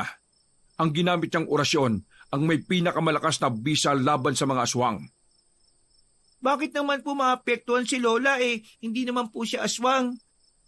Ang ibig sabihin ni Delo, gumamit siya ng malakas na enerhiya para labanan ng hukagan. Hindi po naapektuhan ang pinuno nila ng orasyon po ni Lola. Hindi ko nga rin alam kung bakit Nagawang makatakas ng halimaw na yon. Nangangahulugan, may pangontra na rin siya na nakuha laban sa tambol. Nasaan nga palang sulpit mo? Hindi mo halos nagamit kanina. Mahinang epekto nito sa mga aswang. Nandito po sa bulsa ko. Wala naman pong bisa ang bala nito sa mga kalaban Muntik pa ako mapahamak ng dahil dyan. Hindi ko nga alam kung bakit ito ang binigay sa iyo ni Lola Saling Hindi itong totoong sandata na may mutya ng buhay. Ano po ang sandata ko? Saka bakit po lumipat sa aking noo yung mutya? May liwanag po siya na sinasabing ako lang daw po ang nakakakita Ang mutyang nasa iyo ay ang pagbubukas lang ng ikatlong mata ng may hawak nito. Ang sabi, nanggagaling daw ito sa mga bulalakaw o di kaya sa ilaw ng alitaptap. Ano naman pong kakayanang tataglayin ko? Kakayahan ng 5 senaryo. Halimbawa ng panlasa, pandinig, pakiramdam, paningin at pangamoy. Yan ang nakikita ng iyong mga mata kapag lumiwanag yon. Malalaman mo ang malakas na enerhiyang tataglayin mo kapag nasanay ka na sa pagkakaroon nito. Para naman pong susabak ako sa matinding laban. Mas matindi pa sa laban na susubok sa tungkulin na nakaatang sa balikat mo. Kapag natapos na ang misyon natin sa baryong ito, pupunta na tayo sa lugar ninyo. Po, babalik po ulit kami sa lugar namin. Pinalayas din kami dun eh. Hindi ko na nga po matandaan kung bakit palagi kami pinalalayas ni Lola. Nakatinginan sina Mang Delo at Aling Belinda dahil sa sinabi ni Eloy. Ilang minuto rin ang itinagal ng pananahimik nilang tatlo. Nang biglang nagising si Lola Saling. Titig na titig si Eloy sa matandang napabalikwas ng bangon, habang habol ang hininga at pinagpapawisan ng noo. Kaya naman, mabilis na lumabas ng silid si Aling Belinda para ikuha ito ng tubig na maiinom. Pagbalik ay may dala na itong baso. Iniabot ni Aling Belinda ang tubig sa matanda, habang nanginginig ang kamay ni Lola Saling na parang hinang-hina ang katawan. Salamat naman po't gising na po kayo. Dinala ko na ulit kayo sa bahay ko para mas magamot ko po kayo ng maayos. Ano bang nangyari? Parang nawalan kayo ng lakas. Gumamit ako ng malakas na orasyon laban sa pinuno ng hukagan. Pero hindi siya tinablan. Paano kaya nila nalaman ang tungkol sa lagusan ng bahay mo, Belinda? Baka po katulad natin ay palim na rin tayong minamatsikan ng mga aswang. Kailangan na po natin magdoble ingat. Sa susunod po, Lola, huwag na po kayong gagamit ng tambol kung mapapahamak lamang po kayo, ha? Pero yun lang ang pangontra laban sa kanila eh. Tama si Delo, Apo. Saka malaki ang may tutulong ng tambol na lata sa atin laban sa mga aswang. Paniguradong mas lalong mag-iingat ang pinuno nila dahil alam na niyang kumpleto na tayo. Lola, yung tungkol po sa naputol na pag-uusap natin kagabi, nasan po ang mga magulang ko? Ha? Hindi ba na dapat inaalaman tungkol sa mga magulang mong umabando na sa'yo? Tama po ba ako, Lola Saling? Ha? Oo. Huwag na nating hanapin ang mga magulang mo. Sige na, ihanda mo na lang ang mga gamit mo at aalis na tayo bukas. Pero hindi pa raw po tapos ang misyon natin sa baryong ito eh. Huwag mo munang isipin yan. Ang mahalaga, makaalis na tayo dito. Maglalakad lang tayo papunta sa Santa Milagrosa. Wala na tayong pera. Naubos na sa paunti-unti nating panggastos pagkatapos ng nangyari sa atin. Kumusta na nga pala ang mga sugat mo? Bakit ba nagpunta ka ng gubat na mag-isa? Medyo masakit pa po ng kaunti ang sugat ko sa hita. Napatay na po ni Aling Belinda ang mga lagad ng pinuno ng hukagan. Hindi na po ko aalis sa tabi niyo, Lola. Pasensya na po. Kaya sa susunod makikinig ka sa mga sinasabi namin, Eloy. Opo, pasensya na po talaga. Dahil po sa akin, napahamak po si Lola. Umalis saglit si Mang Delo. Pumasok ito sa silid nito. Pagbalik ay may dala na itong mahabang tungkod na gawa sa uway. Kasing tigas siya ng kahoy. Sa dulo ay may kulay pulang tali ang patalim. Isang uri ng sibat na tungkod. Panahon na para ibigay ito sa iyo. Ingatan mo, isa itong sandatang may koneksyon sa mutyang nasa iyo.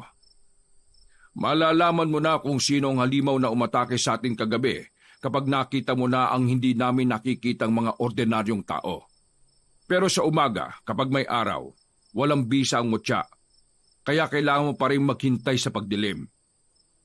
Malalaman pa rin natin na siya ang halimaw dahil sa mapupulang marka na may iwan sa kanyang balat.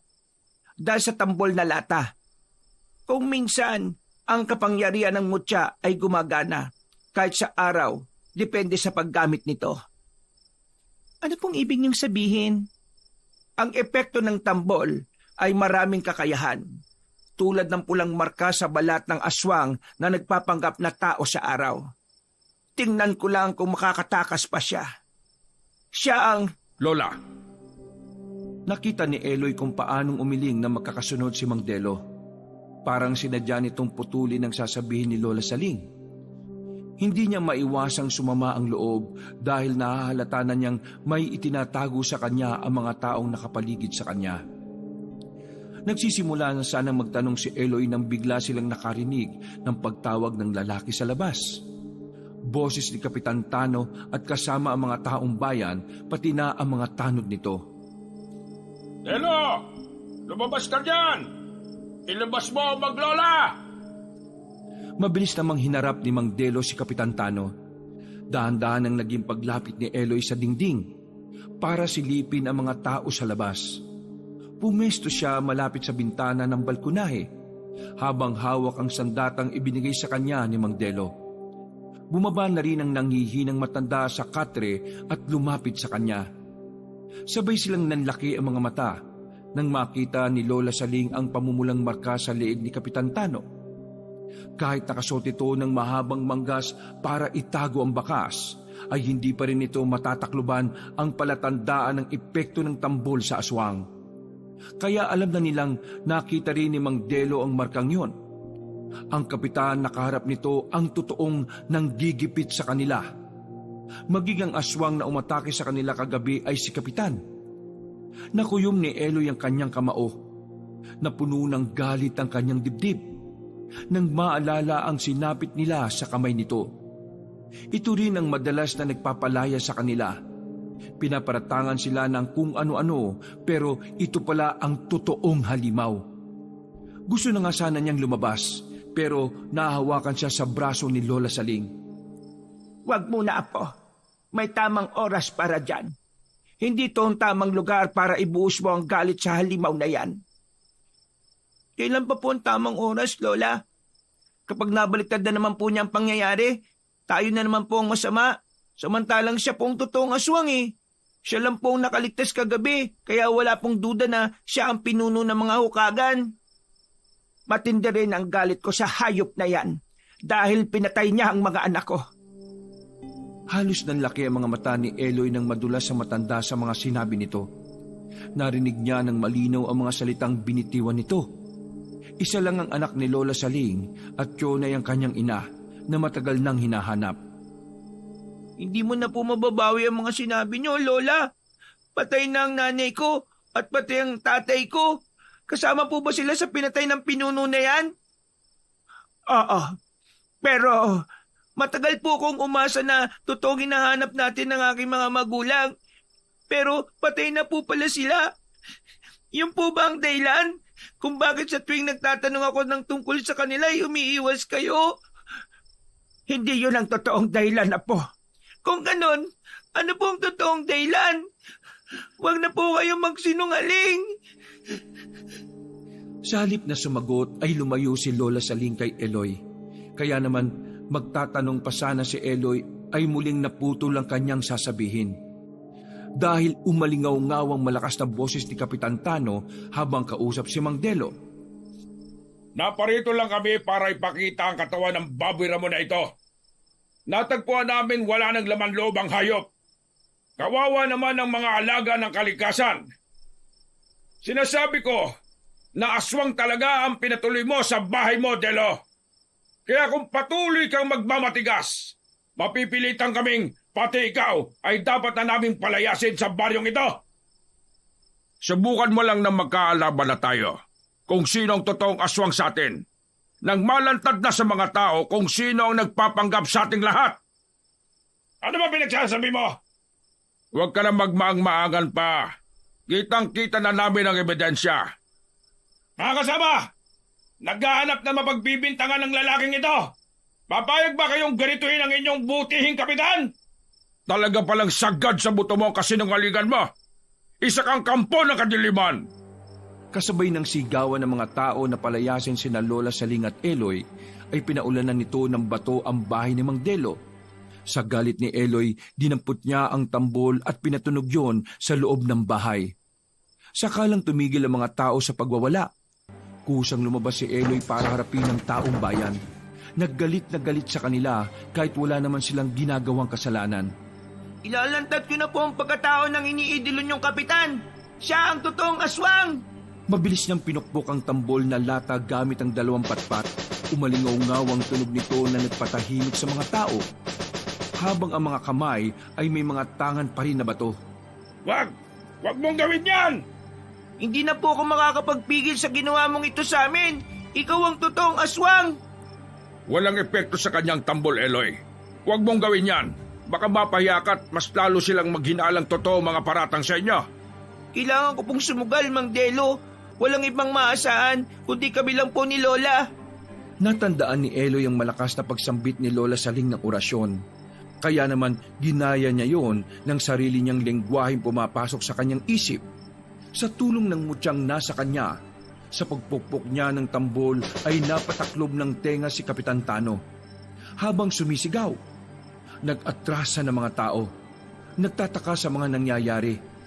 Ang mga tanod ni Kapitan Tano ay napahawak na rin sa kanilang mga tenga, namimilipit sa sakit. Naalala ni Eloy ang salitang binitiwan niya kay Kapitan Tano. Sa oras na tirik ang araw, ang magiging palatandaan ng katapusan ng aswang. Kaya itinuloy niya ang pagtugtog. Nagkaroon ng bisa ang tambol. Hindi inaasahan ng mga to ang pagbabagong anyo ng mga halimaw sa kanilang harapan. Walang gustong magsalita na ang tanging maririnig lamang ay ang malalakas na alulong ng mga aswang. Nagsaan yung taong daga ang mga ito, habang ang iba naman ay taong paniki. Mga grupo ng hukagan na siyang totoong nambibiktima sa mga tao, pati na sa mga alagang hayop ng taong bayan. Sinugod ni Kapitan Tano si Eloy na patuloy na nagpapatugtog ng tambol. Hindi niya nailaga ng unang pag-atake nito at tumilapon siya sa harapan ng bahay kasama ang kanyang tambol. Nabitiwan niya rin ang hawak niyang tungkod. Eloy! Tumayo ka, Eloy! Kanya-kanyang sigawan ng mga ito dahil sa takot. Ang ibang may matatapang na loob ay lumaban na rin sa mga aswang na patuloy na nagwawala. Nahablot ng isang hukagan ang babaeng nang buhos sa kanila ng tubig. Wala nitong awang winakwak ang tiyan habang hinuhugot ang mga laman loob. Parang nawala ang mga tanod sa kanilang mga sarili at tuluyan ng naglantad ng pagkatao sa mga nasasakupan nila. Habang si Kapitan Tano sa itsura nitong taong paniki ay umalngaw-ngaw ang matinding amoy ng nabubulok na laman ng tao, halata sa nila lang ang pagkapaso sa init ng araw. Hindi ko na ito mapapalampas. Pinatay mo ang mga magulang ko. Mag-iingat ka, Eloy. Gamitin mo ang tungkod! Bilisan mo!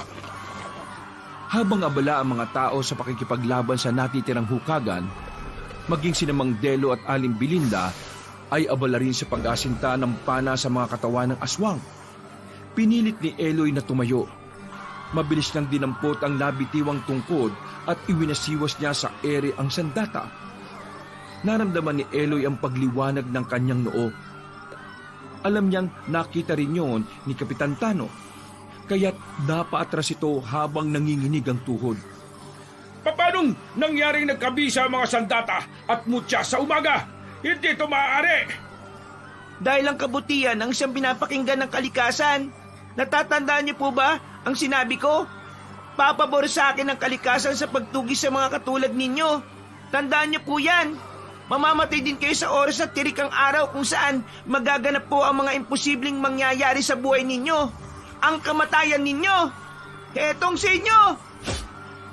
Kasabay ng paghampas ni Eloy sa ere ng tungkod at sa pag-ikot ay tinamaan ng pinuno sa balikat. Umalingaw-ngaw ang malakas nitong sigaw. Parang ramdam na ramdam ni Eloy kung gaano kasakit ang sandatang tumama sa katawan nito. Nakita niyang nag-iwan ng malalim na sugat ang talim ng kanyang sibat sa balat nito. Sumuka ito ng dugo. Lumabas ang maiitim na likido sa tenga nito. Inulit ni Eloy ang pag-atake sa katawan ni Kapitan Tano. Pinatamaan niya ito sa ulo na lalong nagpaluhod sa lupa sa halimaw.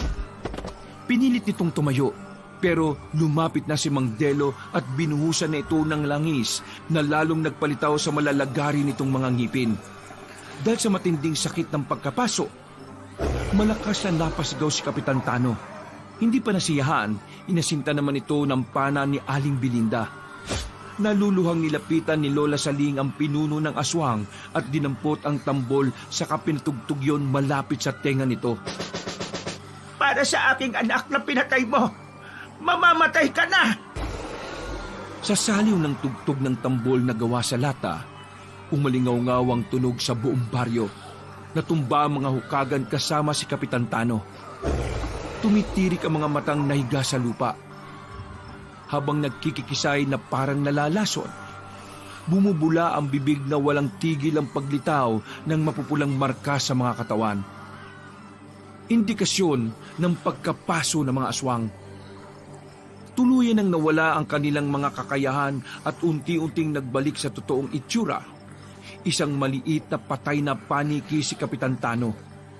Habang ang mga kasamahan naman nitong mga tanod na may tama na mga bato sa katawan ay ang maliliit na kulay itim na daga. Tumayo si Eloy at taas ang noo na humarap sa mga tao. Ipinakita niyang nagkamali ang mga tao sa paratang sa kanila. Bukod pa roon ay napalaya niya ang taong bayan sa huwad na kapitan. Lahat ay hindi makatingin ng diretsyo kay Eloy at Lola Saling. Ngayon po'y alam na ninyong walang may dudulot na kabutihan ng panghusga ninyo sa mga tao, hindi po ba? Dapat alam nyo ito dahil matatanda na po kayo. Bakit ako ba po ang nakatuklas sa kanila? Dahil nabulag po kayo sa katotohanan na mas pinaniwalaan po ninyo ang kasamaan.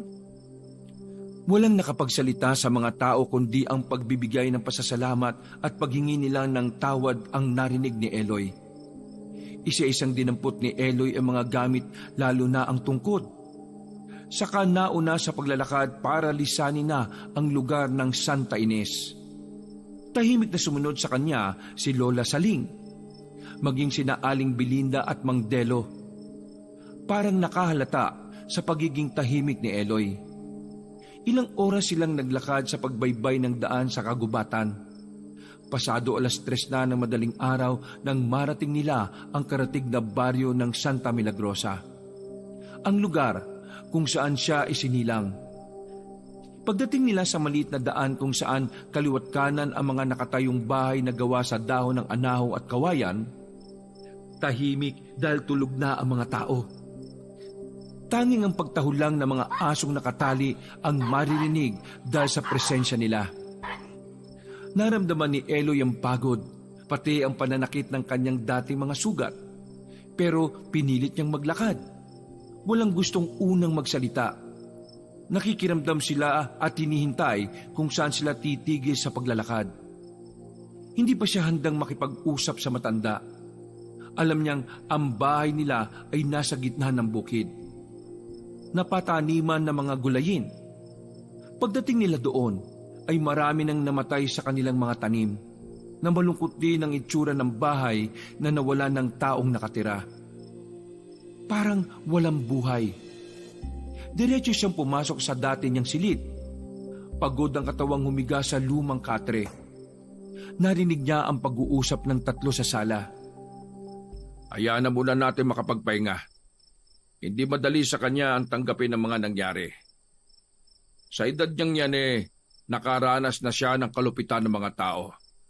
Karahasan sa kamay ng mga aswang.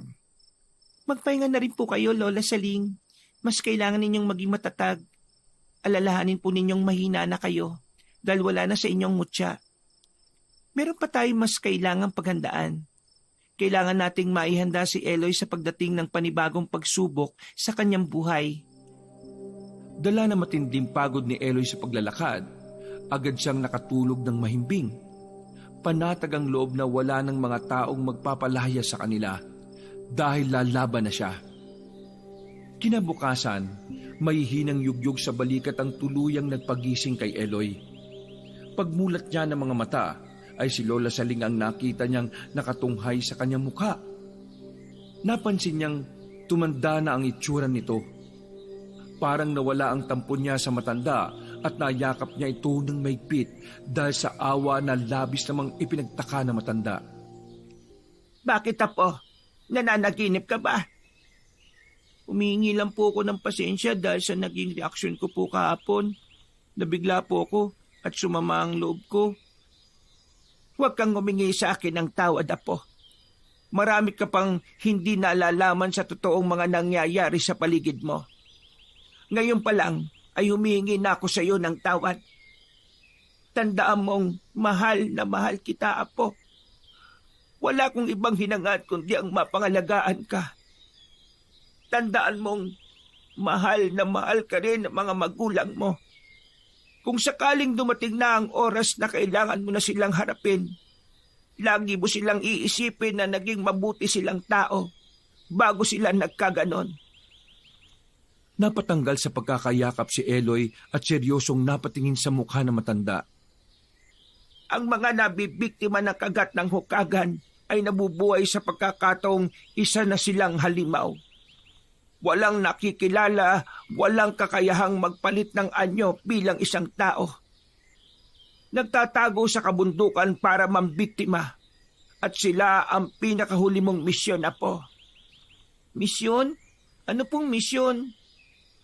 Tungkuling pigilan ang mga magulang mong matapos mamatay ay naging aswang. Lola, ang patay ng sarili kong mga magulang? Ang masakit na katotohanan, na po.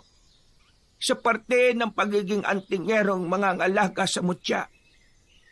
Lola, bakit po ako? Bakit ang katulad kong bata ang kailangan gumawa nito? Hindi ko po kaya, Lola. Alam niyo kung gaano ko nasabik na mahanap sila. Tapos, ito pa po ang paraan ng pagkikita namin. Hindi, Lola. Ayaw ko na po sa mutya. Bawiin niyo na po ang mutya. Sige na po, Lola. Nagwala si Eloy dahil hindi niya matanggap ang mga natuklasan. Kaya naman nakakuha yon sa atensyon ni na Aling Belinda at Mang Delo na nag-uusap din sa labas. Napalapit sila sa kwarto ni Eloy kaya alam na nilang batid na ni Eloy ang tungkol sa huling misyong gagampanan. Kahit ayaw mo, kusa ka nilang hahanapin. Maamoy nila ang mutyang nasa iyo. Papatayin ka nila, Eloy, para makuha ang mutya ng buhay na magbibigay sa kanila ng mahabang buhay. Hindi po totoo ang mga sinasabi ninyo. Baka sa mga mukha ni na Aling Belinda at Mang Delo ang awa para sa kanya. Bago napunta sa iyo ang mutya, napunta muna sa akin ang mutya. Katulad mo, pinatay rin ang mga aswang ang mga magulang ko. Sadya silang nabubuhay para bawiin ang mutya na naging dahilan ng maaga nilang kamatayan. Para silang mga amalanhig. Ang pagkakaiba nga lang nabibilang sila sa pangalawang sali ng aswang na hukagan. Kaya alam ko kung gaano kasakit. Kaya tatagan mo ang sarili mo. Yan ang nakatakda sa batang tagapangalaga ng mutya. Iniiyakan na lang ni Eloy ang mga natuklasan. Hanggang pagsapit ng gabi, mabilis ang pagbundol ng kaba sa kanyang dibdib. Dahil anumang sandali ay makakaharap na niya ang mga magulang. Nagkaroon ng linaw sa kanya ang naging dahilan ng mga tao kung bakit sila madalas palayasin ni Lola. Dahil batid nila ang tungkol sa mutya at kung anong klaseng bata siya. Ang pagkamatay ng mga alagang hayop sa paligid ay kagagawa ng mga magulang niyang nakasunod sa kanya. Nakuyom niya ang palad habang lumuluhang nakaupo sa unahang baitang ng hagdan. Hindi niya alam kung paano niyang malalampasan ang malupit na pagsubok. Nagdala si Mang Delo ng pain na buhay na baboy ramo sa labas ng bakuran. Habang si Lola Saling at Aling Belinda ay nakapwesto na sa itaas ng puno sa sanga, nakakubling naghihintay sa pagdating ng dalawang hukagan. Nanginginig ang mga kamay na matyagang naghihintay si Eloy sa pagdating ng kanyang ama at ina. Maya-maya pa ay dumating ang may nakakatakot na itsura ng mga nilalang. Mabalahibo ang katawan na mukhang daga. Malalaman lang na babae ang hukagan dahil sa mahaba rin ang buhok nito. Nakangising dahan-dahang lumapit ang mga nilalang sa pain. Pinuntiri agad ang nakatayong baboy ramo sa bakuran. Napatayo si Eloy habang nakahanda ang pana ni Aling Belinda na kumakain sa katawan ng pain nila. Dumapa ang dalawang halimaw na parang gutom na gutom at walang alam sa presensya nila. Hindi mayakbang ni Eloy ang mga paa palapit sa kanyang mga magulang. Tumulo ang masaganang luha sa kanyang mga mata. Nay? Tay? Natigil sa paglapa sa katawan ng baboy ramo ang dalawang nilalang na tinawag niya. Ngumisi itong may tumutulo pang sariwang dugo sa bibig. Sabay tapon sa kapirasong laman ng hayop at mabilis siyang sinugod. Tama ang matanda.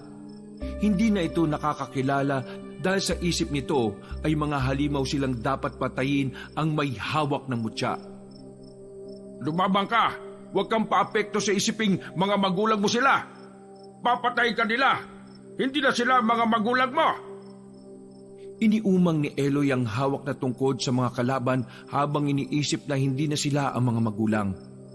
Unang sumugod ang kanyang ama na umaangil na parang paniki. Umikot siya, tinampas niya ng tungkod ang nilalang. Sumunod naman ay ang nanay niyang muntik siyang makalmot sa dibdib. Lumiwanag muli ang mutya at sa paghampas niya sa katawan ng kanyang ina habang panay-agos ng mga luha niya, ay gumuhit ang sugat na tinamaan ng tungkod sa katawan ng kanyang ina. Nag-iwan niyo ng malalalim na marka na parang walang tigil sa pagbulwak ng masaganang dugo. Lalo na nang magsimulang magpatugtog si Lola Saling ng tambol, habang si Aling Belinda naman ay pinuntirya ng pana ang ulo ng kanyang ama. Sinabayan ni Eloy ang pangalawang hampas ng tungkod sa ulo nito. Lumabas ang dugo sa bibig ng kanyang ama. Hindi na niya magawang tuluyan ang mga ito dahil napahagulgol na siya ng iyak. Nabitiwan ni Eloy ang kanyang tungkod na napaluhod sa lupa. Kaharap ang mga nakahandusay ng mga magulang. Habang pinipilit na bumangon para umatake ulit, pero dahil sa mga tama nito sa katawan at sa naririnig na tambol, lalong nagkikikisay ang mga ito sa sakit. Nay! Tay! Bakit ako ba? Bakit po? Patawarin niyo ako, Tay! Nay! Umalingaw-ngaw sa buong bukid ang malakas na pagagulgol ng iyak ni Eloy. Habang nilalapitan ang wala ng buhay na katawan ng mga magulang, yakap ang kanyang ama at ina. Kahit amoy nabubulok na laman ng taong katawan ng mga magulang, ay isa-isa niya itong hinalikan sa noo. Sa isip niya ay napakalupit ng mundo sa kanya. Pero nang maalala niyang kasama yon sa kanyang tungkulin bilang isang batang tagapangalaga ng mutya ng buhay, ay tinanggap niya ang malaking kasawian sa magulang. Lumapit sa kanyang kinaroroonan sina Aling Belinda at Mang Delo. Umiiyak itong lumuhod sa tabi niya. Bilang bagong tagapagbantay sa mutya, kami muna ni Belinda ang tatayo mong mga magulang. Lakasan mo ang loob mo, Eloy. May tao pang natitirang nagmamahal sa iyo. Ito ang dahilan na po kung bakit kailangan kong itago sa iyo ang buong katotohanan. Kung bakit kailangan nating magpakalayo-layo para hindi dumating ang oras na kailangan mo nang harapin ang totoo mong mga magulang. Kaya sila namatay dahil sa pagprotekta nila sa iyo. Hiniling nilang gamitin mo sa kabutihan ng mutya. Tanggapin mo ng maluwag ang mutya sa iyong katawan. Pinagmamalaki kita, apo ko. Pinagmamalaki kita. Lola? Muling napahagulgol ng iyak si Eloy. Bigla rin ang paglaho ng liwanag sa kanyang tungkod at noo. Tumayo siya at pinagmasdan ang nakahandusay ng mga magulang. Binigyan nila ng maayos na libing ang mga ito, kasamang tambol sa ibabaw ng puntod. Nagtanim din sila ng mga namumulaklak na halaman sa gilid ng pinaglibingan bilang tanda ng maayos nilang pamamaalam dito. Hindi na umalis sina Eloy at Lola Saling sa bukid. Ipinagpatuloy nila ang pagtitinda ng mga gasera bilang tanda ng pagbibigay liwanag sa madilim na bahagi ng kanilang buhay. Nakilala si Eloy bilang isang mahusay na antingerong tagatugis sa mga aswang, kaya bumalik sa dating katahimikan ng baryo. Si Eloy din ang binansagang kauna-unahang batang tagapangalaga ng makapangyarihang mutya. Hindi na sila ang maglolang pinalalayas sa mga baryo. Wakas.